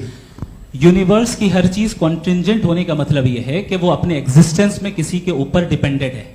जो भी चीज डिपेंडेड होगी वो चीज इंडिपेंडेंट नहीं हो सकती, तो उसका कोई ना कोई कॉज होगा। तो अब आप क्या समझते हैं कि ये इन्फिनिट रीग्रेस है, यानी कॉज पर कॉज, कॉज पर कॉज, कॉज पर कॉज, और कभी कोई यानी ये एंडलेसली चलता रहा? क्योंकि अगर ऐसा होगा तो हम तो एग्जिस्टेंस में आते ही नहीं, लॉजिकली ये मुत्तफक अलैह चीज है, मुत्तफक अलैह, अग्रीड अपॉन। ओके, इस पे हमने एग्री किया था कि मुश्किल शब्द आएगा तो अर्थ बताना पड़ेगा। तो इन्फिनिट रीग्रेस तो पॉसिबल नहीं है, तो कहीं ना कहीं आपको रुकना पड़ेगा ऐसे नेसेसरी बीइंग पर। नहीं, कोई जरूरत नहीं रुकने की। किसने कहा आप रुकना पड़ेगा? आप रुकते हैं खुदा पे, आप नहीं रुकते। आप कहते हैं वो हमेशा से, जब उस वक्त से जब वक्त नहीं था। आप कहाँ रुकते हैं कि अब हुआ था वो? आप नहीं कहते। हम क्यों नहीं मान सकते कि यूनिवर्स जो है और बल्कि मल्टीवर्सेस जो है वो हमेशा से हैं, वो बनती है, बिगड़ती है। एक हमारे यहाँ एक चीज़ है, ब्लैक होल, वो समेट लेता है वापस, फिर ब्लास्ट होता है, फिर फैल जाता है। और इसमें हमारी तो खैर कोई औकात ही नहीं है इंसान की। एक छोटे से जर्रे पे हम 50-60 साल की उम्र रखते हैं, जो करोड़ों अरबों साल की कायनात है उसमें, और पैदा भी नहायत ही बेहुदा वजह से हुए थे। तो इसमें ये सोचना कि इसकी वजूहात और ये क्यों है, ये डिपेंडेंट है, ये हम देख रहे हैं। क्या मालूम? आप सोचिए कि ये जो फैल रही है कायनात, ये कहाँ फैल रही है, ये कहाँ जा रही है, और ये फैल क्यों रही है? अरे बना ली थी तुमने, रुको भैया, काफ़ी है। ये फैल क्यों रही है? ये और कौन सी कायनात जिसे मैं दूरबीन से देखता हूँ तो 2 बिलियन लाइट ईयर पे है, उससे मेरा कोई वास्ता ही नहीं है। 2 बिलियन ईयर यानी अगर मैं 80,000 माइल्स पर सेकेंड से चलूं तो 20 करोड़ साल में वहां पहुंच जाऊंगा। इसकी जरूरत क्या थी? ये दुनिया, ये कायनात तो इंसान अशरफुल मखलूकात के लिए बनाई गई ना। तो ये सब ये टर्म समझ में नहीं आया। इसमें कोई खास समझने वाली बात थी भी नहीं। ये जो अल्टीमेट कहा यह जाता है कि ये जो पूरी यूनिवर्स है, ये जो दुनिया है, ये इंसान के लिए बनाई गई। अच्छा, ये सब इंसान के लिए। क्यों साहब? सही है ना? बिल्कुल, लेकिन इसका ये मतलब नहीं कि किसी चीज के पीछे रीजन आपको नहीं पता तो रीजन नहीं है, इसे कहते हैं नहीं, मुझे नहीं पता, लेकिन मेरी जिम्मेदारी नहीं है। वो बिल्कुल सही कहा था उसने, बर्टन रसल ने। आपने उसे मजाक में टाल दिया कि भाई आप एक दावा कर रहे हैं, मैं क्यों कहूं कि ये गलत है दावा? आप प्रूफ कीजिए, मेरे पे जिम्मेदारी ही नहीं है, मैंने थोड़ी कहा है। आप प्रूफ कीजिए कि ये सही है। आप आर्ग्यूमेंट ऑफ कंटिजेंसी का जवाब ही नहीं दे रहे हैं। पूछना चाहेंगे? आप सवाल पूछना चाहेंगे मुफ्ती साहब से? क्योंकि ये क्रॉस एग्जामिनेशन का दौर है। आप जैसे पहले बोल रहे थे फेथ को लेकर कुछ, मैं ये पूछना चाहूँगा कि खुदा ने जो भी रेवलेशन किए हैं, एक मज़हब के लिए बहुत से मज़हबों में किए हैं, अलग अलग रेवलेशन है। कहीं कुछ एक बातें हैं, कॉन्ट्रडिक्शन भी है आपस में, कहीं कुछ आप कर सकते हैं, कहीं कुछ नहीं कर सकते। ऐसा नहीं है कि सबकी कोड ऑफ मॉरल एक है। तो ये किस्सा क्या है? अब आप ये देखिए कि मुझे कभी कभी लगता है कि जो फुटबॉल फाइनल होता है, लाखों लोग होते हैं, फिर वो टीवी कवर कर ली, करोड़ों लोग, अगर उसमें खुदा की एक बूमिंग आवाज आ जाती, मैं गॉड हूं, तो सारे लोग अभी सुन लेते और टीवी पे भी सुन लेते, किस्सा खत्म होता। ये इतनी राजदारी क्या है कि तुम सामने कुछ तो सबूत दे दो हमें सॉलिड। ये कह साहब ये यूनिवर्स कैसे बनी, इससे मसला क्या हल होगा? मैं पूछूंगा आपसे खुदा कैसे बना? क्यों नहीं पूछूंगा कैसे बना? बल्कि वो तो कायनात से कहीं ज्यादा इंटेलिजेंट है, कायनात से कहीं ज्यादा कॉम्प्लेक्स। जी वो हमेशा से है। आप कहेंगे मैं मान लूंगा। अच्छा, दोयम वो कादिर मुतलक, यानी कादिर मुतलक का मतलब ओमनीपोटेंट, वो जो चाहे कर सकता है। आपको नौकरी दिलवा सकता है, आपकी अच्छी जगह शादी करवा सकता है, आपके पड़ोसी का मुकदमा हरवा सकता है, आपको जिता सकता है, सब काम करता है। थोड़ा सा माइक क्लोज। वो इस दुनिया को चला कैसे रहा है? ये दुनिया कैसे चल रही है? आपको इस पर हैरत नहीं होती? या कयामत के बाद कभी एक जस्टिस होगा, जब ये बच्चा मर चुका होगा, जिसकी धज्जियां उड़ गई बम से, इसको इंसाफ मिलेगा तब? अच्छा, अब जवाब दूं? हाँ दीजिए। मैं इसीलिए आप की तरफ। सबसे पहले आपने रेवलेशन और स्क्रिप्चर्स की बात की, इस पे मैं बात कर सकता हूं, लेकिन आज नहीं करूंगा चूंकि वक्त कम है। कभी और इस पे डिस्कस करेंगे, मैं तैयार हूं उस पे भी बात करने के लिए। ये अभी से राउंड 2 की भूमिका तय हो रही है। Does God exist? राउंड 2। चूंकि आज गॉड के एग्जिस्टेंस पे बात है तो मैं उसी के रिलेटेड जो है आपके सवालात को एंटरटेन भी करूंगा और मैं भी पूछूंगा। आपने कहा कि आपने साबित ही नहीं किया, जबकि आर्ग्यूमेंट ऑफ कॉन्टिंजेंसी बुनियादी आर्ग्यूमेंट है। आप मुझे कॉन्टिंजेंसी का मतलब बताइए, आपका मतलब क्या कॉन्टिंजेंसी?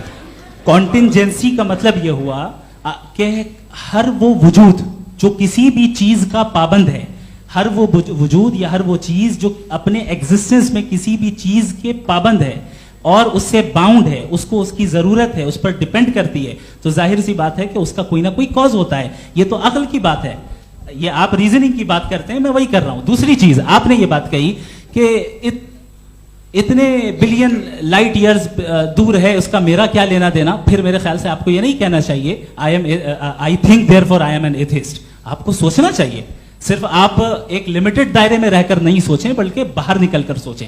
आपने तीसरा सवाल किया, आपने 2-3 सवाल एक साथ। ऐसी बातें ना कीजिए, कुछ लोगों को इतराज हो जाएगा आप पे कि आप कुछ भी सोचिए। ये इजाजत आपको है नहीं, मुझे है।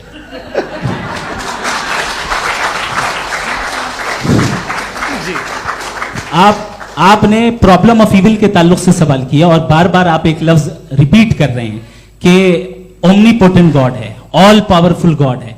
यही तो दरअसल समझना है कि गॉड का कॉन्सेप्ट क्या है।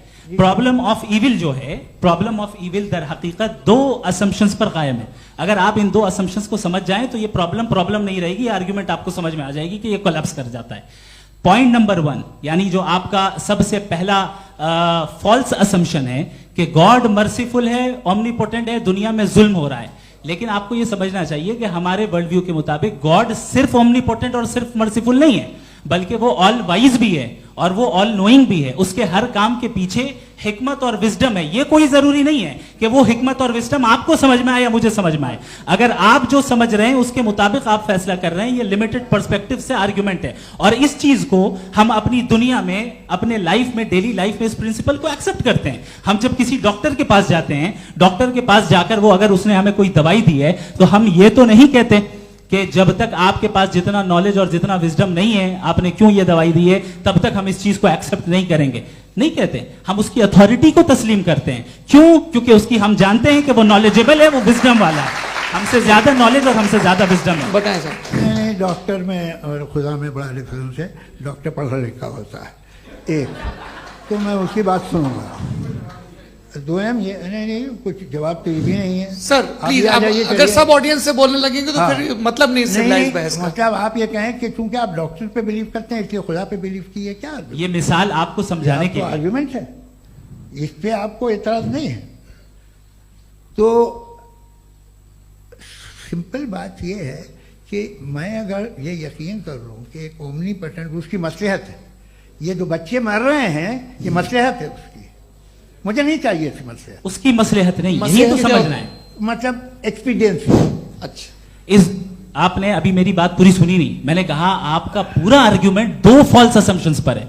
एक फॉल्स असम्पशन मैंने बता दिया, दूसरा फॉल्स असम्पशन यह है कि इस दुनिया में इविल के होने का कोई गुड रीजन नहीं है, जबकि हमारे पास बाज रीजंस मौजूद हैं, हमारे पास बाज वजूहात मौजूद हैं। अगर इस दुनिया में इविल ना हो तो आप गुड को डिफाइन कैसे करेंगे? अगर जुल्म ना हो आप इंसाफ को समझेंगे कैसे? अगर तारीकी ना हो तो आप लाइट को समझेंगे कैसे? बहुत अच्छे। अभी और सुन लें, अभी और बाकी है। ये तो बात बहुत पसंद आई साहब मुझे कि जब तक रेप ना हो तब तक औरतों की इज्जत का ख्याल आपने मेरा जवाब पूरा सुना ही नहीं। जब तक के बच्चों का कत्ल ना किया जाए तब तक आपको बच्चों की मासूमियत की इज्जत। आपने पूरा जवाब सुना ही नहीं। क्या बात है, क्या आपने नुक्ता निकाला? आपने पूरा जवाब सुना ही नहीं। आप सुन लें, मेरी बात सुन लें। ये मैंने आपको एक चीज बताई। दूसरी चीज, इस दुनिया में हम आए हैं टेस्ट के लिए, हमारा टेस्ट हो रहा है और हर इंसान का अलग अलग अंदाज में टेस्ट होता है। और इस दुनिया में अगर इविल मौजूद है तो वो इविल जरिया है हमारे अंदर ह्यूमन नोबल क्वालिटीज को डेवलप करने का और अलग अलग फील्ड में प्रोग्रेस करने का। और अगर हमारे अंदर और इस दुनिया में इविल नहीं होता तो बताइए टेस्ट का मतलब क्या होता? अगर मैं अपने स्टूडेंट को एमसीक्यूज दूं और उसमें सिर्फ राइट आंसर लिख कर दे दूं और कहूं तुम्हारा टेस्ट हो गया, ये मीनिंगलेस है। इस दुनिया में अगर हम टेस्ट के लिए आए हैं तो जाहिर है गुड एंड इविल दोनों मौजूद है। तो अगर गुड एंड इविल दोनों मौजूद है तो ये इविल भी खुदा का बनाया हुआ है? जी हाँ, खुदा का बनाया हुआ है। लेकिन अच्छा, चलो अच्छी बात। जी बिल्कुल, तो बिल्कुल खुदा ने बनाया। अभी तो ये है कि जो मेजॉरिटी है दुनिया में वो ईवल है। तो ये खुदा एक्चुअली ईवल के साइड पे लग रहा है मुझे। बिल्कुल भी नहीं, मैं बताता हूं। मेजॉरिटी में तो वो है। क्या बात कर रहे हैं भाई आप। मैं बहुत कोई भी जो मुंसिफ होगा, चाहे आपका अपना घर हो जिसके आप सबसे बड़े हैं, चाहे आपकी ऑर्गेनाइजेशन हो जो आप चलाते हैं, वहां पर आप ईवल रखेंगे साबित करने को कि बाकी लोग शरीफ हैं। मेरी बात सुनिए। क्या ये आर्ग्यूमेंट ही गलत है? अगर- कि जब तक के कोई ईवल नहीं होगा तब तक के शरीफ आदमी शरीफ नहीं लगेगा। अगर एग्जामिनर गलत ऑप्शन दे रहा है तो एग्जामिनर इविल नहीं हो गया, जो गलत ऑप्शन को सेलेक्ट कर रहा है वो फेल होगा। क्रिएटर ने इविल को बनाया है लेकिन वो इविल नहीं है। अच्छा सुनिए मेरी बात, चलिए, लेट मी कंप्लीट सर। जी जी। क्रिएटर ने इविल को बनाया है टेस्ट के लिए, वो इविल नहीं है। इविल वो होगा जो उसे इख्तियार करेगा। छुरी को बनाने वाला गलत नहीं होता है, छुरी का गलत इस्तेमाल करने वाला गलत होता है। रेप को कैसे गलत इस्तेमाल करते हैं? रेप इंसान के फ्री विल का नतीजा है। ये रेप कैसे गलत इस्तेमाल होता है? ये मुझे अब सुन ले, अब सुन ले। गलत इस्तेमाल होता है। हाँ मैं बता रहा हूँ ना, कैसे गलत इस्तेमाल? मैं बता रहा हूँ जी। कि जो इविल इस दुनिया में मौजूद है उसके कई सारे तरीके हैं। एक तरीका इंसान का अपना फ्री विल है। अब अगर कोई रेपिस्ट रेप कर रहा है तो इसका गॉड का कसूर नहीं है, वो अपने फ्री विल का गलत इस्तेमाल कर रहा है, उसको सजा मिलनी चाहिए। अच्छा। और उसी के लिए जहन्नम बनाई गई है। ये फ्री विल का भी बड़ा चक्कर। आप जब कोई बुरा काम करते हैं या कोई बुराई होती है तो ये कहा जाता है कि ये फ्री विल है। 7 billion free wills are moving on this planet. 7 billion free will. और एक आदमी अपनी फ्री विल से मुझे कत्ल कर दे तो मैं खुदा की मर्जी से मरा हूं कि इसकी फ्री विल की वजह से? मेरी मौत खुदा के हाथ है या ये फ्री विल वाले के हाथ है? खुदा ने फ्री विल का निजाम बनाया है और उस निजाम का गलत इस्तेमाल करके कोई आपको मार रहा है, इस्तेमाल करके मेरा कत्ल कर देता है। अब मेरी मौत का जिम्मेदार कौन है? वो इंसान जिम्मेदार है। वो इंसान। जी। तो ये कहना कि और उसको सजा मिलेगी। तो अब आप आगे चलिए कि ये तय करना कि अल्लाह ही या खुदा, सॉरी अल्लाह ने, खुदा ही जिंदगी देता है, खुदा ही मौत देता है, ये गलत है। बिल्कुल गलत नहीं है। हाँ, नहीं, निजाम उसी ने बनाया फ्री विल का। निजाम मौत और हयात को उसी ने बनाया। You are contradicting yourself. अभी आपने कहा कि एक आदमी ने फ्री विल से आपको मार दिया, इसमें उसे फ्री विल दी गई थी, उसने गलत इस्तेमाल किया। 7 billion free wills are moving on this planet और आप चाह रहे हैं कि मैं सिर्फ खुदा का ध्यान करूं। ये 7 बिलियन फ्री विल्स को मुझे लुक आफ्टर करना पड़ेगा कि नहीं? ये तो तबाहियां कर रही हैं और तबाहियां ज्यादा हो रही हैं। बिल्कुल। तो अगर आप बताएं अगर खुदा नहीं है फॉर एग्जाम्पल, तो आप इविल को कैसे डिसाइड करेंगे? यानी how can you define evil objectively without God? देखिए दुनिया में 2 तरह के जानवर हैं। एक जो अकेले रहते हैं जंगल में और एक जो ग्रुप्स में रहते हैं। ग्रुप में जो भी रहेगा, चाहे वो आपका फाउंडेशन हो, चाहे कोई क्लब हो, चाहे कोई पॉलिटिकल पार्टी हो, चाहे कोई यूनिट हो, उसमें आपको इंटरैक्ट करने के रूल बनाने पड़ेंगे। यानी लोग तय करेंगे। लोग तय करेंगे। अगर लोगों ने यह तय किया कि किसी का रेप करना सही है, आप जस्टिफाई करेंगे? नहीं, आपका फाउंडेशन तो ये हो गया ना कि लोग ही विल डिसाइड करेंगे। नहीं। अरे दुनिया में ऐसे ग्रुप्स हैं जो रेप को जायज मानते हैं सर्टेन हालात में। मैं डिटेल में नहीं जानूंगा, आप भी जानते हैं। ये जो आईसिस वाले थे जिन्होंने क्या किया था, तो उन्होंने क्या किया उसका खुदा से कोई ताल्लुक नहीं है सर। मैंने सिंपल सवाल किया कि इविल को आप डिफाइन करते कैसे हैं? आइए वापस आइए जी। आप साथ में तभी रह सकते हैं जब कुछ आप ऐसे उसूल डेवलप करें जिसमें हर एक का बेसिक तहफ़्फ़ुज़, हर एक का बेसिक राइट हो और हर एक को कोई आराम मिले। यही तरीका है किसी भी ऑर्गेनाइजेशन जिसमें एक से ज़्यादा लोग हैं और वो ऐसे चलती है ज़िंदगी। उसमें अगर आप गड़बड़ करेंगे तो तबाही होगी, नुकसान होगा, बर्बादियाँ आएंगी। और अगर उसमें आप घर ले लीजिए ना, एक हस्बैंड है, एक वाइफ है, बच्चे हैं, वालदा भी हैं, 2 बहनें भी हैं, एक भाई भी है। अब इसमें कोई निज़ाम आपको चाहिए साथ में रहने का और एक दूसरे पे भरोसा रहे, एक दूसरे के बहीख्वाह हों, एक दूसरे की मदद करें, ऐसी जिंदगी। सर आपकी बात आ गई। आप ये कह रहे हैं कि लोग डिसाइड करेंगे क्या सही है क्या गलत है, यही है? मेजॉरिटी डिसाइड करेगी क्या सही है क्या गलत है? अरे भाई बिल्कुल। मेजॉरिटी अगर ये कहे कि नाजी जर्मनी के साथ जिस तरह मेजॉरिटी थी कि जेनोसाइड करना सही, आप जस्टिफाई करेंगे? उस वक्त आपका ये सवाल सिर्फ उसके बाद क्लोजिंग। हाँ, उस वक्त प्लेनेट पे जो लोग थे उनमें कितने लोग हिटलर को सही समझते? अच्छा, प्लेनेट की मेजॉरिटी तय करेगी, सोसाइटी की नहीं। प्लेनेट की मेजॉरिटी गॉड के एग्जिस्टेंस को सही मानती है, आप क्यों नहीं मानते?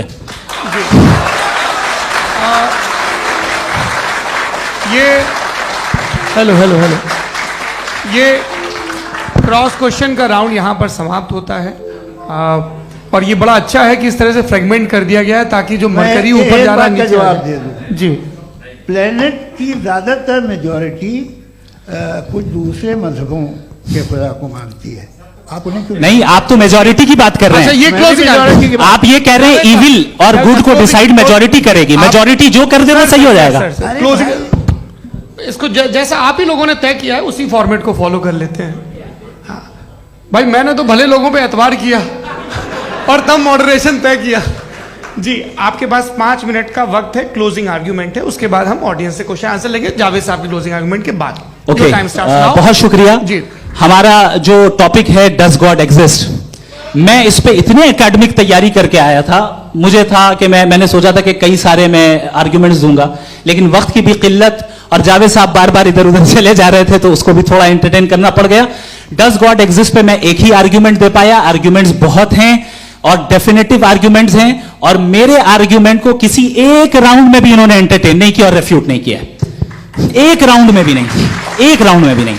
और ना ही अभी आपका क्लोजिंग आर्ग्यूमेंट आएगा, नहीं, वो बता देना। Argument of contingency sir. अरे मैं आपसे कई बार कह चुका हूं कंटीजेंसी का मतलब अब मैं कैसे समझाऊं आपको? आपस में हाँ, आप और कितने आसानी से समझाऊं मैं, मुझे तो नहीं समझ में आ रहा है। आप अपनी आर्ग्यूमेंट ऑफ कंटीजेंसी उर्दू में बोल सकते हैं। हाँ, आप अपनी बात पूरी कर लें जी, आखिरी 4 मिनट। दूसरी चीज, just a minute please ma'am, can I talk? दूसरी चीज यह है कि आपने एक तो इसका जवाब नहीं दिया, दूसरा आपने गॉड के ना होने पर कोई डेफिनेटिव आर्ग्यूमेंट नहीं दिया, सिर्फ मजहब पे बात कर रहे हैं आप। मजहब तो आज हमारा टॉपिक ही नहीं था। आज तो हमारा टॉपिक हो, आप मजहब से ले लेकर आईएस तक चले गए। भाई हमारा क्या ताल्लुक है उससे? We condemn them. और उसका गॉड से क्या ताल्लुक है? अगर कोई गलत काम कर रहा है, किसी ने किसी को कत्ल किया, किसी ने किसी का रेप किया, उसको सजा मिलनी चाहिए। और आपके पास कोई भी rational strong foundation of morality नहीं है। आपने कहा कि मेजॉरिटी तय करेगी सोसाइटी की, वो सही होगा। मैंने कहा हिटलर को फिर आप सही कहेंगे, नहीं, प्लैनेट की सोसाइटी की मेजॉरिटी तय करेगी। तो प्लैनेट की मेजॉरिटी गॉड के एग्जिस्टेंस को मानती है, आप क्या नहीं, ये रिलीजियस है।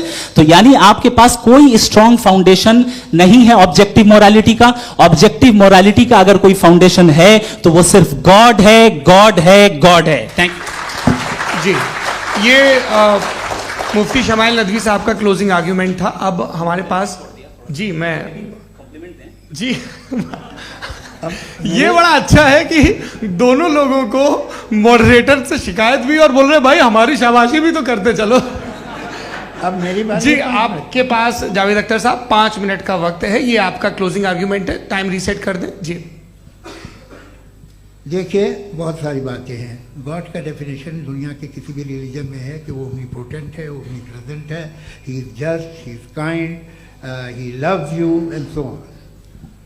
मैं जब दुनिया देखता हूँ तो मुझे कोई ऐसा सुप्रीम पावर यहाँ दिखाई नहीं देती है जो इंसान की बहबूदी के लिए कुछ कर रही हो, कमज़ोर को बचा रही हो, मदद कर रही हो, जालिम को पीछे हटा रही हो। मैं नहीं देखा, तारीख में नहीं। एक तो अगर है और ये देख रहा है तमाशा, तो उसका होना न होना बराबर है।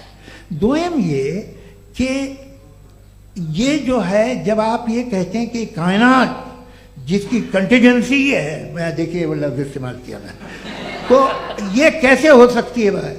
और फौरन आप सरेंडर कर देते हैं कि जाहिर है कि इसका बनाने वाला तो इससे 10,000 गुना ज़्यादा कॉम्प्लिकेटेड होगा। उस पर आपके होने पे कोई इतराज़ नहीं है।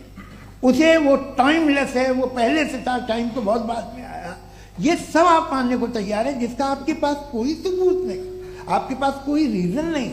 आपकी तारीख क्या है मजहबों की? बिलीफ की, जो खुदाओं का बिलीफ है, ये कॉन्स्टेंटली गलत साबित होता रहा है। मतलब आप कहें कि अरिस्टोटल के ज़माने में तो सब जाहिल थे, वो भी इतने ही यकीन से खुदा पे यकीन रखते थे, जो अब नहीं रहा। ये भी नहीं रहेगा, आप लिख लीजिए। और इसके आसार आपको दुनिया में दिखाई देना शुरू हो चुके हैं। ये बहस क्या आज से 100 साल पहले इस तरह हो सकती थी? यहाँ तक तो आपको हम ले आए हैं। तो सर अरे इनको मदद की जरूरत नहीं भाई, ये सेल्फ सफिशिएंट आदमी है, आप क्यों इनकी मदद कर रहे हैं? Sir please. तो ये जो है तमाम बातें अपनी जगह हैं, ये एक पैकेज है। आप अकेले, कोई आदमी ऐसा नहीं जो सिर्फ गॉड को मानता हो, उसके साथ बहुत पैराफर्नेलिया आता है, अलग अलग पैराफर्नेलिया आते हैं। They have always created chaos in the society. मैं तो आपको सीधा ऑफर देता हूँ कि दुनिया में 10 इम्पॉर्टेंट बिलीव्स हैं। आप 1 मानते हैं, 9 नहीं मानते, 9 में आप एथियस्ट हैं, 9 को आप बिल्कुल रीजनेबली मेरी तरह देखते हैं। तो 90 मजहबी आदमी भी 90% एथियस्ट है, वो दूसरे खुदा नहीं मानता, एक खुदा मानता है अपना वाला, बाकियों को कहता है गलत है। अगर आप मानना ही बंद कर दे तो आपका 10% चांस है कि आप सही हैं और 90% चांस है कि आप गलत हैं। मेरा मशवरा है आप मानना छोड़ दिए तो 50% चांस होगा कि आप सही हैं और 50% चांस होगा, 40% आप गेन करेंगे बाय बिकमिंग एथियस्ट।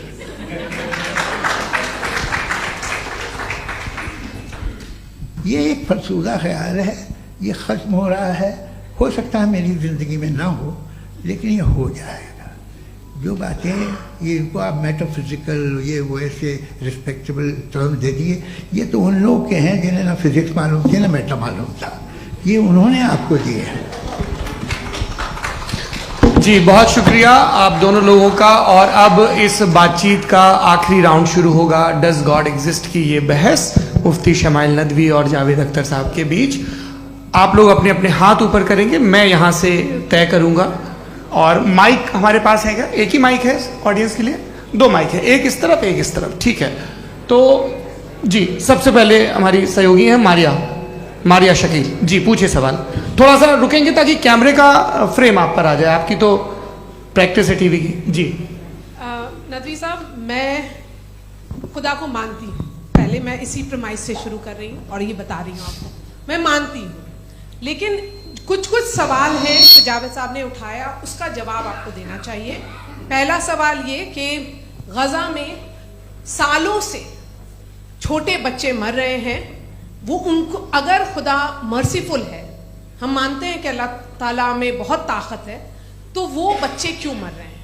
दूसरी बात ये कि अगर कंटिजेंसी की जो आप बात करते हैं, पूरे मुस्लिम ममालिक मिल करके भी उन गजा के बच्चों को क्यों नहीं बचा पा रहे हैं? क्योंकि अगर वो चाहते, क्योंकि अल्लाह ताला उन पर हुकूमत करते हैं, सब पर हुकूमत करते हैं, तो वो उनको क्यों नहीं बचा? जी थैंक यू वेरी मच।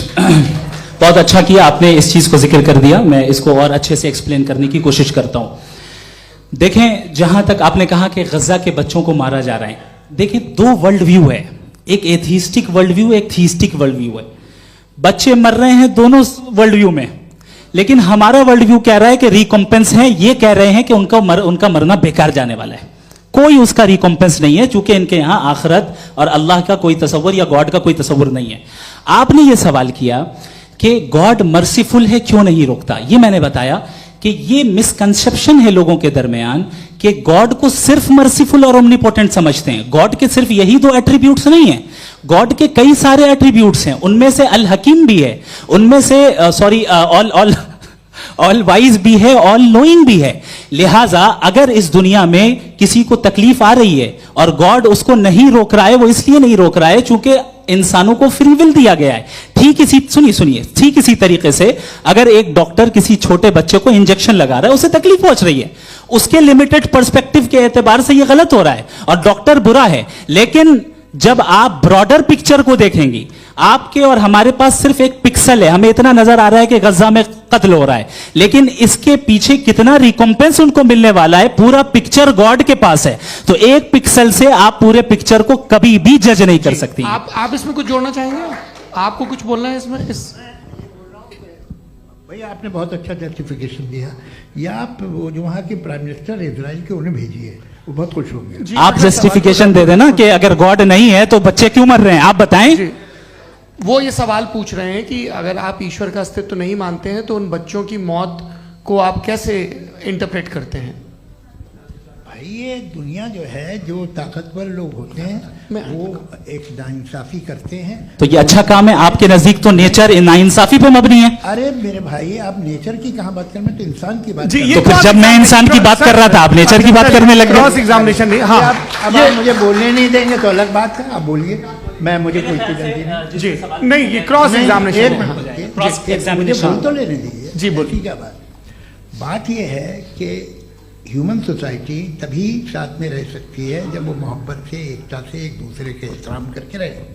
इसके अलावा पॉसिबल नहीं है, अकेले तो इंसान रह नहीं सकता। वहाँ पर कुछ लोग हैं जो फाउल करते हैं, वो फाउल हमेशा से तारीख में होता आया है। आज ये हो रहा है, जो हो रहा है बहुत बुरा हो रहा है, बहुत जालिमाना है, बहुत जाबराना है।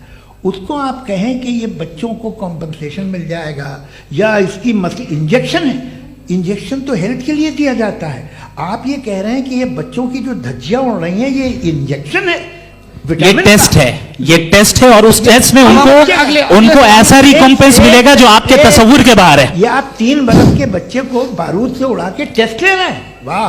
वो नहीं ले रहा है, खुदा नहीं उड़ा रहा है, इजराइल उड़ा रहा है। जी, ये तो उसको कंडेम अगला करें। सवाल लेते हैं। अगला सवाल लेते हैं प्रोफेसर पुरुषोत्तम अग्रवाल। मुफ्ती साहब, एक निवेदन आपसे है कि कम से कम थोड़ा सा माइक क्लोज एक रिलीजियस और फिलोसफिकल कर मैं प्लीज। एक रिलीजियस और फिलोसफिकल ट्रेडिशन है जो ब्रह्मांड को यानी यूनिवर्स को ही अंतिम मानती है। सर्वम खलु इदम ब्रह्मम, this is Chandogya Upanishad and it completely rules out the existence और नेसेसिटी, आपके शब्दों में necessity of a creator. The creation itself is the creator. तो एक मिनट प्लीज। दूसरा जो सवाल आपने अभी, जो आप बार बार कह रहे हैं कि भगवान विद्वान भी है, वाइज, सब जानने वाला, तो अगर विजडम में दुनिया भर के पापों और अत्याचारों को बर्दाश्त करना शामिल है, तो फिर इसका मतलब यह हुआ कि अगर मैं फ्री विल से उसको अपोज करता हूं तो ईश्वर की विजडम और मेरी फ्री विल में कॉन्ट्राडिक्शन है। Because when I am opposing whatever is happening in Gaza, then I am opposing the God's will और गॉड्स विजडम। जवाब लेते हैं क्योंकि तो गॉड की विजडम में, एक मिनट सर प्लीज सर, ये एक जुमला, गॉड की विजडम है कि गाजा में जो कुछ हो रहा है वो हो रहा है, मैं उसका अपोज कर रहा हूं, तो मैं गॉड की विजडम के खिलाफ जा रहा हूं। एक सवाल। दूसरा ये नहीं, आपने 2 ऑलरेडी। सर आप और सवाल कर लें, लेकिन मुझे 2 जवाब दे सर, दीजिए। सर, पहले आपने ये कहा, सुनिए मेरी बात सुनिए। भाई इजराइल के गॉड के मुताबिक तुम्हारा ठीक हो रहा है ना? नहीं हो रहा है, ठीक नहीं हो रहा है, मैं बता रहा हूं क्या हो रहा है। आप तशरीफ रखिए, मैं बता रहा हूं क्या हो रहा है। Let me complete please. एक सेकंड गाइस, एक सेकंड। ये देखिए, ऐसा है कि ये सब बड़ा आपस में विचार विमर्श के बाद ये तय हुआ था कि कुछ नियम बना लिए जाएं ताकि एक टाइम बाउंड बातचीत चले। और भाई साहब, आप बड़ा जरूरी काम कर रहे हैं लेकिन कैमरे के फ्रेम में आके उस काम को गड़बड़ कर दे रहे हैं। ठीक है गुरु, अब मेरे को कहीं का गुस्सा कहीं निकालना था, सॉरी। नहीं, कोई गुस्सा नहीं है जी। तो प्रोफेसर ने सवाल पूछे, आप उनके जवाब दें, और थोड़ा ये सब लोग थोड़ा ख्याल रखें भाई, सवाल संक्षिप्त रखें जी। आपने 2 सवाल किया।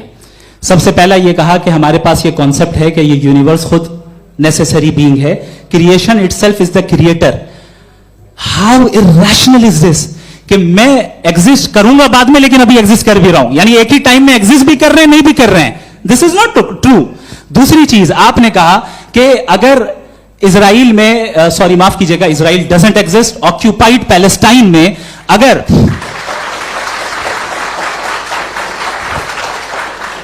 ऑक्यूपाइड पैलेस्टाइन में बच्चों को मारा जा रहा है फ्री विल की वजह से और गॉड नहीं रोक रहा, ये कॉन्ट्रडिक्शन है। ये बताइए कि एक एग्जाम में एक बच्चा गलत आंसर लिख रहा है, सुनिए, एग्जामिनर चाहे तो रोक सकता है, क्यों नहीं रोक रहा है? ये कॉन्ट्रडिक्शन है, ये कॉन्ट्रडिक्शन नहीं है। माइक नहीं सर, ये आपस में जी, ये क्या आपका सवाल?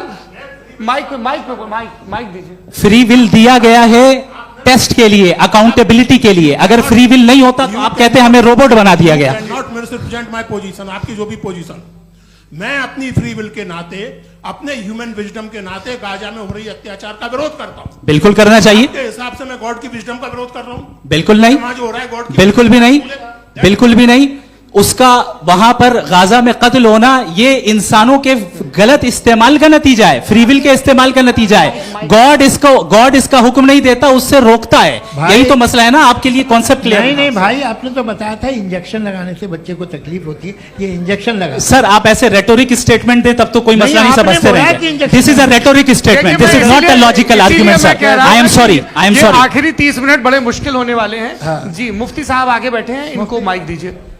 हाँ तरुण, माइक आप अपने पास रखिए, आपको कैमरे का फ्रेम पता है जी।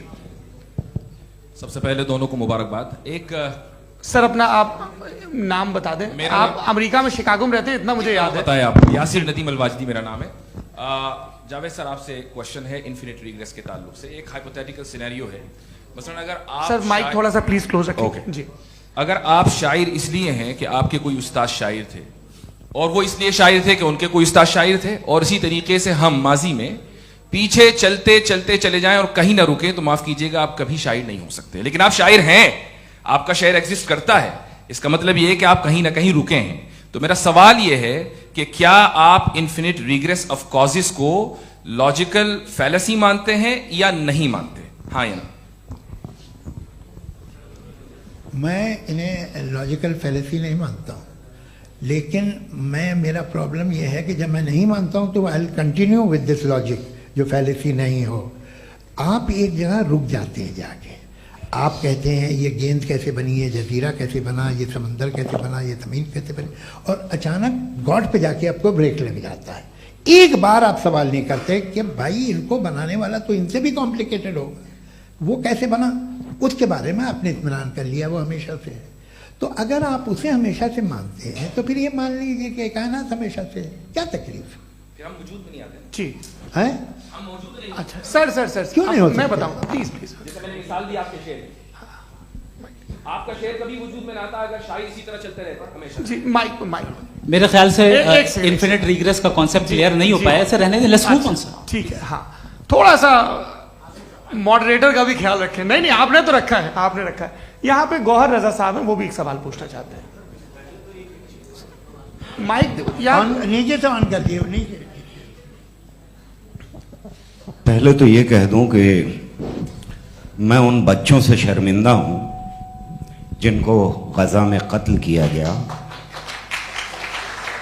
क्योंकि हमारे होते हुए कत्ल किया गया। लेकिन उससे ज्यादा शर्मिंदगी इस बात से हुई कि मुझे लगा कि मुफ्ती साहब उसको जस्टिफाई कर रहे हैं।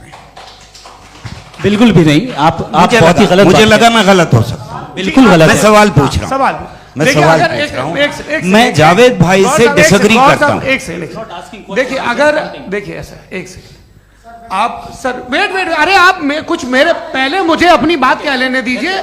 अगर ऑडियंस तय करेगी तो फिर मॉडरेटर का मतलब नहीं। मेरा आप सबसे ये कहना है, ये बहस दो लोगों के बीच में है, एक तरफ मुफ्ती साहब, एक तरफ जावेद साहब। पिछले 1.5 घंटे से ये लोग अपने अपने तर्क रख रहे हैं। आपकी इनसे इत्तेफाकी हो सकती है, ना इत्तेफाकी हो सकती है। मेरे उस्ताद मुझे सिखा गए हैं कि मुखामुखम में असहमति की गुंजाइश बची रहनी चाहिए। अगर मैं आपकी बहुत इज्जत करता हूं गौहर साहब, आपने जो कमाल की किताबें लिखी, साइंटिफिक टेम्परामेंट, लेकिन मेरी ये गुजारिश है आप सबसे कि यदि आप इन लोगों ने जो बोला उन पर टिप्पणियां करेंगे तो ना वक्त की पाबंदी रहेगी ना वो अनुशासन। आप सवाल पूछ लें, उस सवाल में जो बात आ जाए वो आ जाए। मैं जावेद साहब से डिसएग्री करता हूं, इसलिए जावेद साहब से सवाल पूछ रहा हूं। आपका सवाल जावेद अख्तर साहब से। और सवाल यह है मेरा कि जावेद साहब ने कई बार लॉजिक का इस्तेमाल किया कि साइंस में लॉजिक है और रिलीजन में लॉजिक नहीं है। मेरा ख्याल यह है कि रिलीजन में भी लॉजिक है, लेकिन उस लॉजिक की बेसिस यह है कि आप रुक जाते हैं, जिसका जिक्र जावेद साहब ने बार बार किया, यानी खुदा के तसव्वुर पे आते हुए, गॉड के तसव्वुर पे आते हुए रुक जाते हैं। और इसमें सवाल पूछना मतलब फॉरबिडन होता है। सवाल यह है कि क्या जावेद साहब इससे एग्री करते हैं कि साइंस की लॉजिक अलग है और रिलीजन की लॉजिक अलग है? बताइए सर। देखिए 3 चीज़ें हैं, साइंस है, एक है मंतिक है, इस्तिदलाल है, और एक जो है कुछ भी नहीं है, फेथ है, अकीदा है। मैं अकीदे की लॉजिक का कायल नहीं हूँ। मुझे आप इस्तिदलाल से, लॉजिक से, रीज़न से, समझाइए, मैं मानने को तैयार हूँ, मेरा क्या नुकसान होगा। लेकिन ये कि अकीदे पे मैं नहीं जा सकता हूँ। अकीदे का मतलब है कि तुम ये मान लो, सवाल ना करो, ये नहीं। आप सारी बातें करके, बड़ी साइंटिफिक बातें करके एक जगह जाके खुदा के वजूद पे रुक जाते हैं, सरेंडर कर देते हैं। मैं सरेंडर करने को तैयार नहीं। That's all. जी, ये आगे सर बैठे हुए हैं, इनको माइक दीजिए। भाई वो आप पूछना चाह रहे थे ना भाई? हाँ, नहीं मैं ये थैंक यू जी। आपका नाम? आसिम इफ्तिखार। आसिफ जी, पूछिए। सर जावेद सर से सवाल है कि आपने अपने माइक थोड़ा करीब रखिए। अपने क्लोजिंग स्टेटमेंट में ये बात कही थी कि मज़हब का जो फ्यूचर है वो ज़्यादा दिन नहीं जाने वाला है, लेकिन मैं देख पा रहा हूँ कि जो ऑक्सफोर्ड यूनिवर्सिटी की एक स्टडी है 2011 में हुई है, जिसके 50 एकेडमिशियंस ने इसको अंजाम दिया था, उसमें वो ये कहते हैं कि जो फेथ इन गॉड है वो इनबिल्ट है ह्यूमन नेचर के अंदर, जिसको हम कहते हैं फितरत के अंदर शामिल है वो। और वो ये कहते हैं कि अगर कोई ये समझता है कि मज़हब को वो ख़त्म कर देगा तो ये उसकी गलत फहमी है। तो आप इसके बारे में, इस स्टडीज़ के बारे में क्या कहते हैं? ठीक है, मैं उनसे एग्री नहीं करता हूँ। वो कौन से प्रोफेसर होंगे, ऐसा उनके क्या पास डेटा है, इन्होंने डेटा के बेस होगा। डेटा क्या हो सकता है? फ्यूचर का डेटा तो नहीं हो सकता ना उनके पास, प्रेजेंट का डेटा हो सकता है। डेटा आपने सुना 100 साल पहले का बाद का डेटा? मैंने तो नहीं सुना आज तक। तो आज उनकी ये राय है और होगी राय, ठीक है। दुनिया में तरह तरह की राय है लोग, लेकिन मैं समझता हूँ कि वक्त के साथ इंसान ज़्यादा से ज़्यादा रीजनेबल और लॉजिकल होता जा रहा है। आज आप देखिए वेस्टर्न यूरोप में क्या परसेंटेज है नॉन बिलीवर्स की, बहुत हाई। वहाँ चर्च खाली पड़े होते हैं। तो अल्टीमेटली तो इंसान कोई ऐसी बात बहुत अरसे तक नहीं मान सकेगा, चाहे गलत या सही, जो उसे, उसके दिमाग को, उसके जहन को, उसकी लॉजिक को अपील न करे। वो कह रहे हैं तो ऑक्सफोर्ड के होंगे तो कैम्ब्रिज के होंगे, तो मुझे क्या लेना देना। उनका डेटा मुस्तकबिल का नहीं हो सकता है। जी दीपक, हाँ पूछिए। मैं आऊँगा, अभी पीछे की साइड भी आऊँगा, माइक वहीं भेजूंगा 2-3 साल के लिए। जी जावेद साहब, आपसे सवाल है। नमस्ते। अरे भाई सर, अगर आप ही लोग को तय करना है तो फिर 200 लोग तय कर लें। ये एक साहब नहीं sir, please don't do this sir. Everybody has a right sir, but we can only take selected questions. No sir, अरे ये यंग लोग भी हैं तो इनकी ये अब उतने यंग, भाई आप यंग हैं कि नहीं हैं? वो कह रहे हैं वो भी यंग हैं साहब, आप उनकी नौजवानी पर दावा उनको ही करने थे।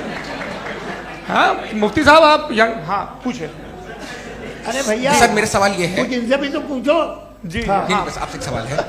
जैसे थीस्टों के पास अपने जो ईश्वर को मानते हैं उनके पास अपने सोशल गेट टुगेदर्स हैं। 5 रोज़ आज क्रिसमस आने वाला है, होली है, दिवाली है, ईद है। एथिस्ट क्या ऑफर कर रहे हैं? मतलब मैं इनकी दुकान से बोलूं मैं आना चाहता हूं उस तरफ, पर मैं अट्रैक्ट नहीं हो पा रहा हूं। मैं सोशल गेट टुगेदर्स क्या है आपके पास? वो ये कह रहे हैं कि जो धार्मिक लोग हैं, अलग अलग धर्म के लोग, उनके उत्सव त्योहार, कॉन्ग्रेगेशन बहुत हैं। अब आपको मैं एक सुनाता हूँ, यहाँ हिस्टोरियन भी बैठे हैं। मृदुला जी आप बताइएगा सही है क्या? ये एक कॉन्स्टेंटाइन, एक ग्रीक रोमन बादशाह था जो क्रिश्चियनिटी आने के 400 साल बाद उसने डिसाइड किया कि मैं क्रिश्चियन हो जाऊंगा, मेरी पूरी स्टेट कैंसिल हो जाएगी। उस जमाने में ऐसे ही होता था, राजा जो धर्म इख्तियार करता था वो जनता भी कर लेती थी। इसलिए कि वो हो गया था बैंकरप्ट, और उसे जो मेडिटेरियन कोस्ट के रिच क्रिश्चियन वो थे मर्चेंट, उससे पैसा चाहिए था। तो उसने कहा यार क्रिश्चियन हो जाओ। तो उसने अपने वजीर से कहा कि भाई ये हिस्ट्री है कि अब हम लोग क्रिश्चियन हो जाते हैं। पहले सर हो जाएंगे, कोई प्रॉब्लम नहीं है, लेकिन एक प्रॉब्लम ये है कि 17 दिसंबर से 25 दिसंबर तक जो पेगन फेस्टिवल होता, जो पेगन्स थे वो लोग, जो फेस्टिवल होता है वो बंद हो जाएगा, इसलिए कि हम क्रिश्चियन हो गए तो होगा नहीं। तो वो बच्चों को बहुत बुरा लगेगा, पब्लिक को बहुत इंजॉय करते हैं, खासतौर से 25 को मेन डे। उसने कहा हाँ ये तो सही कह रहे हो। ये जीसस क्राइस्ट की पैदाइश कब थी? कहते साहब वो अप्रैल में थी। नहीं कट करो, वो 25 दिसंबर को है। यह हकीकत है जी। और 400 साल बाद क्रिश्चियनिटी के अप्रैल से दिसंबर ले आए, और इसलिए कि यहाँ पेगन फेस्टिवल होता था। अब मनाते हैं आप आराम से। ये जो सारे फेस्टिवल हैं ये रिलीजन से, हर एक को एक इंटरटेनमेंट डिपार्टमेंट चाहिए होता है अपनी कंपनी चलाने के लिए। तो ये रिलीजन ने, ये सेकुलर त्यौहार थे जिन्हें रिलीजन्स ने ले लिया है। ये मौसम के थे, फसलों के थे, किसानों के थे, उसको आपने लेके रिलीजियस रंग दे दिया। ये कोई रिलीजन से थोड़ी आए, आप अच्छा हमें देखिए, हम तो मुल्द हैं, हम ईद मनाते हैं, हम दिवाली मनाते हैं, हम होली मनाते हैं, हम क्रिसमस मनाते हैं। बम्बई की फिल्म इंडस्ट्री की सबसे बड़ी होली हमारे घर में, सबसे बड़ी ईद हमारे घर में। वो हमारी सोशल वो है, हमारे हेरिटेज है। ऐसा थोड़ी है कि we will throw the baby along with the water. ये तो अच्छी चीज़ है, इन्हें रखो, जो बेकार है फेंक दो। जी हाँ, हेलो जी, मेरा सवाल नादवी जी से है। जैसा कि आपने बोला कि गॉड टाइम के भी परे हैं और गॉड इतनी कॉम्प्लेक्स चीज़ है कि उसे ह्यूमन माइंड समझ नहीं सकता, और गॉड ने अर्थ पे फ्री विल भी दे दी है, तो आप अपना वक्त ज़ाया क्यों कर रहे हैं गॉड के बारे में बात करके? अपन को तो बात करनी चाहिए कि सोसाइटी को बेहतर कैसे करें। जी, मैं गॉड वही बताता है सोसाइटी को कैसे बेहतर करे। अभी मैं आपका जवाब देता हूं। आपने कहा कि टाइम पे वो एग्जिस्ट नहीं करता, सो मेरा सवाल ये है कि जैसा आपने बोला कि गॉड बहुत ही कॉम्प्लेक्स चीज है, मैंने कहा ही नहीं कि कॉम्प्लेक्स है, तो आपके अल्फाज हैं। कॉम्प्लेक्स का लफ्ज गॉड के लिए सुइटेबल नहीं है। क्यों?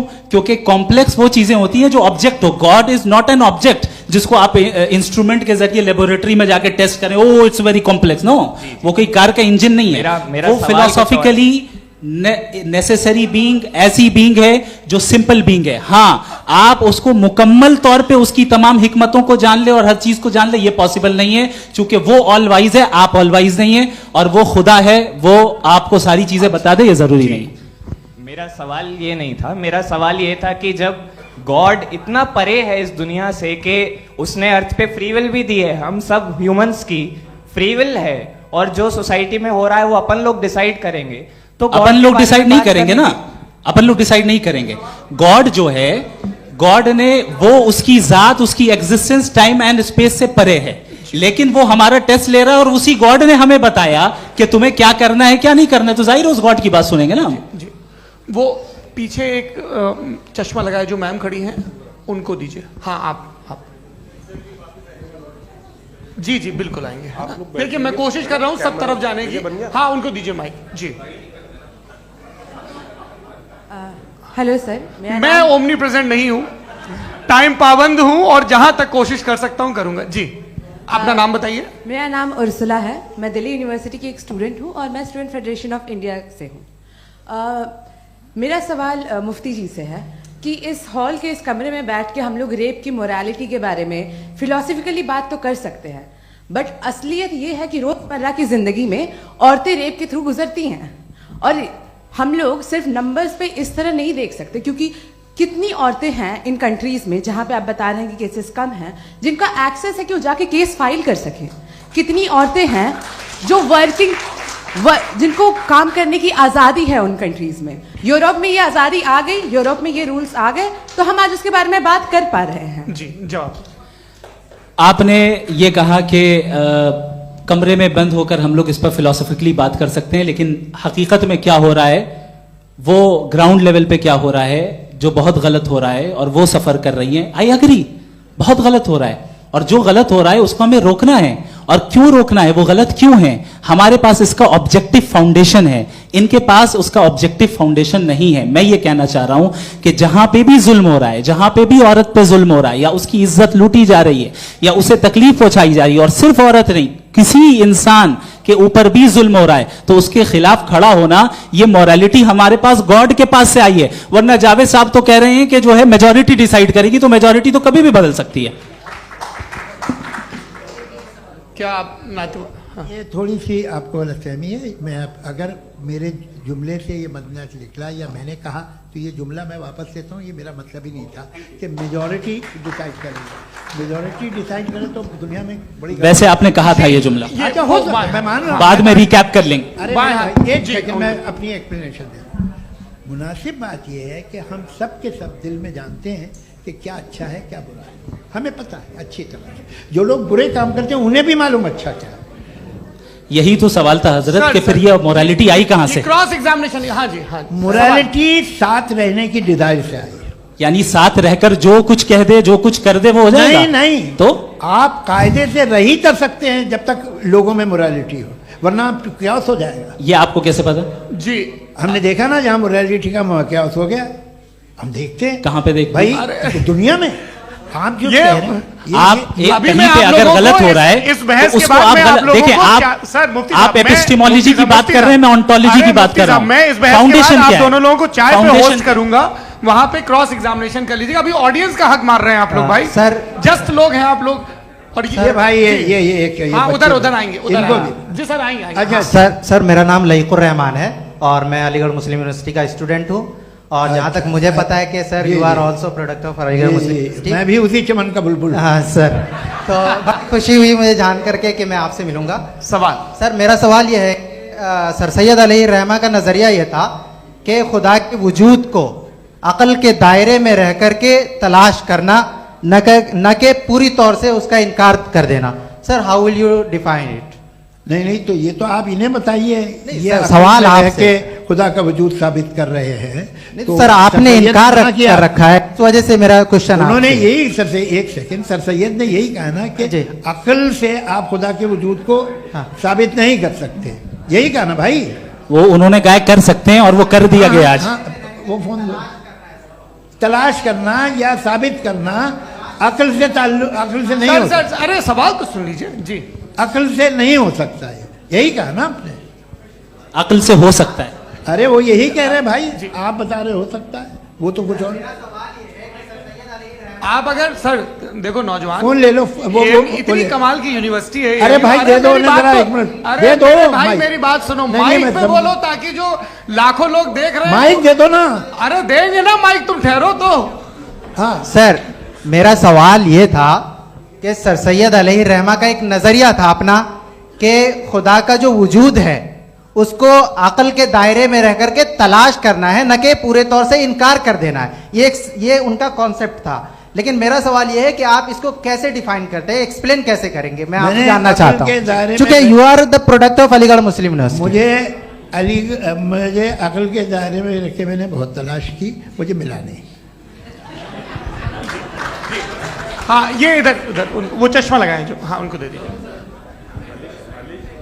जी जी फटाफट पूछिए, बस 5 मिनट है, 5 मिनट में खत्म हो रहा है। हाँ अस्सलाम वालेकुम मुफ्ती साहब। एंड मेरा सवाल जावेद अख्तर साहब से। क्या नाम है आपका? अरे भैया सब मुझे तो पूछ रहे हो। हाँ, फैज पूछिए फैज साहब। तो मेरा सवाल ये है कि अभी जो एथियस्ट है वो problem of evil argument use कर रहे हैं अगेंस्ट मुस्लिम्स, राइट? कि इस दुनिया में इतना सारा इविल है और अगेंस्ट मुस्लिम तो यहाँ अगेंस्ट थियस्ट। हाँ थोड़ा सा करेक्ट कर लीजिए भाई, पूरी मशक्कत ही इसी बात की थी कि किसी एक मजहब पे बात न टिके।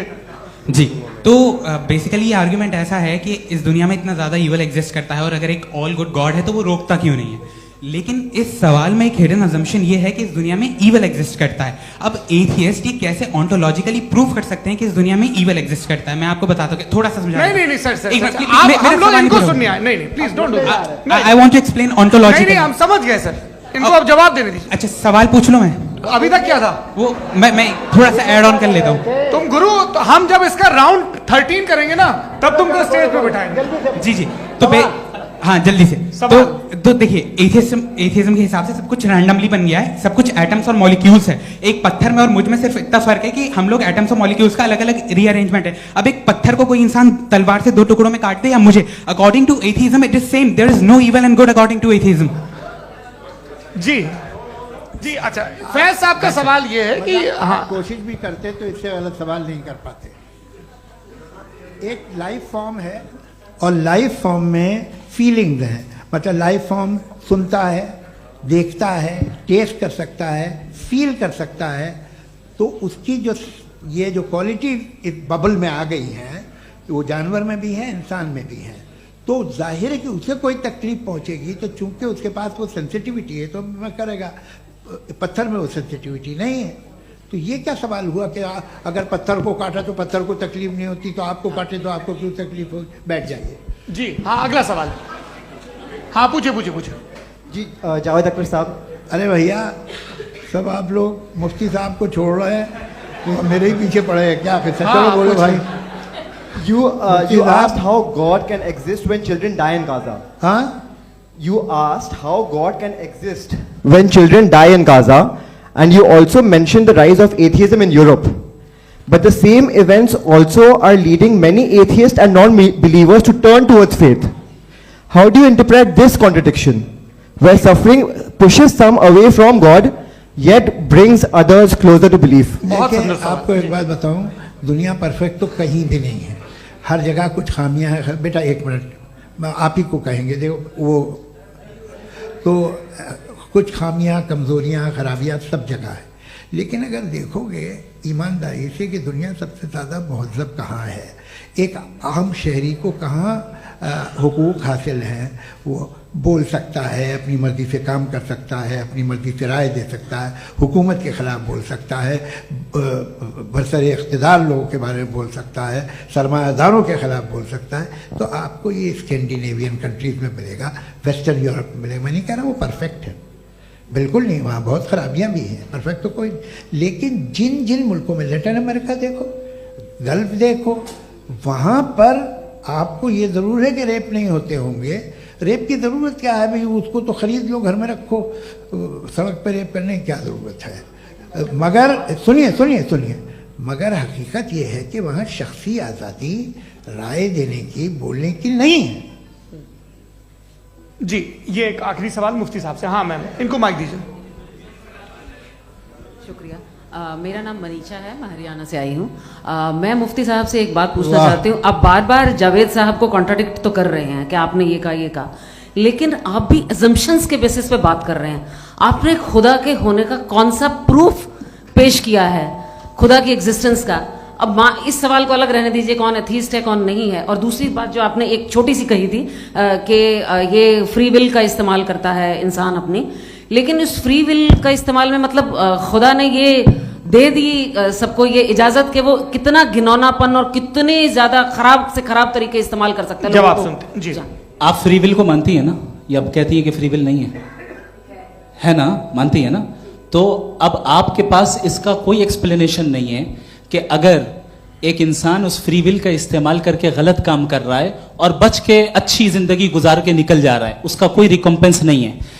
हमारे वर्ल्ड व्यू में जो इंसान गलत काम कर रहा है उसको भी रिकम्पेंस यानी उसका बुरा बदला मिलना है, और जो सही काम कर रहा है उसको सही बदला मिलना है। लिहाजा जो फ्री विल है वो इस तरीके से है कि एक लिमिटेड टाइम तक खुदा ने मोहलत दी है। ऐसा नहीं कि छूट दे दी, जो करना है करते रहो हमेशा। वक्त आएगा जब एग्जाम का टाइम खत्म होगा तब रिजल्ट आएगा, दौराने एग्जाम जबरदस्ती आपको नहीं बताया जाएगा। अरे भाई एक सेकंड जी, सवाल मुफ्ती साहब से मेरा, मुफ्ती साहब से जी, हाँ, रुक जाइए, आपसे फोन, आप इसके बाद आपसे माइक रहेंगे वो। हाँ बोलिए। मैं मुफ्ती साहब एक ही सवाल करता हूँ कि अगर जो हो रहा है फ्री विल से हो रहा है और एक दिन बरोज़ क़यामत इंसाफ होगा मैशर में वगैरह वगैरह, तो दुआ क्यों मांगते हैं लोग? दुआ मांगते हैं इसके मतलब है अभी भी उसने ये डिपार्टमेंट रखा है कि मैं रोजमर्रा की जिंदगी में बिल्कुल बिल्कुल ही कैन। तो तुम कैन हो, तुम मुझे नौकरी दिला देते हो, मेरे बेटे को ग्रीन कार्ड दिला देते हो, और 45,000 बच्चे मरते हो, उन्हें रोकते नहीं हो। नहीं तो क्या आप ये कह रहे हैं कि इस दुनिया में जालिमों को कभी पकड़ ही नहीं होती है? अरे जो भी पकड़ होगी वो बच्चे रोते हैं। बिल्कुल, देखिए मैंने अपने ओपनिंग स्टेटमेंट में यही कहा था कि जनाब जावेद साहब सिर्फ इमोशनल आर्गुमेंट देंगे।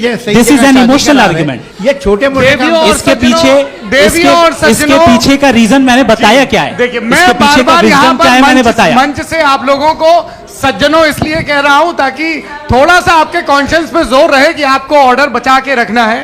वक्त तय हुआ था, ये वक्त पूरा हुआ, आपने इतने धैर्यपूर्वक सुना, मैं आप सबका बहुत बहुत शुक्रगुजार हूं। यदि इन दोनों विद्वानों की इच्छा होगी तो कभी हम इस बातचीत का राउंड 2, राउंड 3, यही तो देखिए खूबी है इंसान की कि बहस मुबाहसे में वो पड़ा रहता है।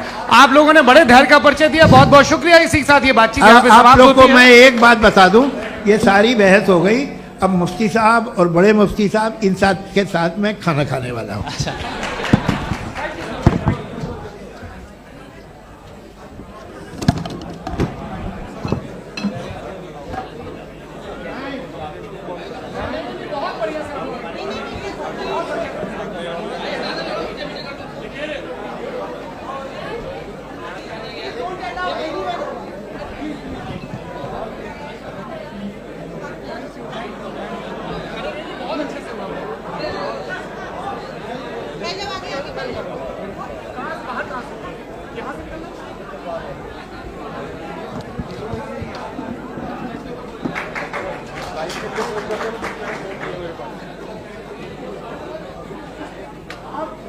है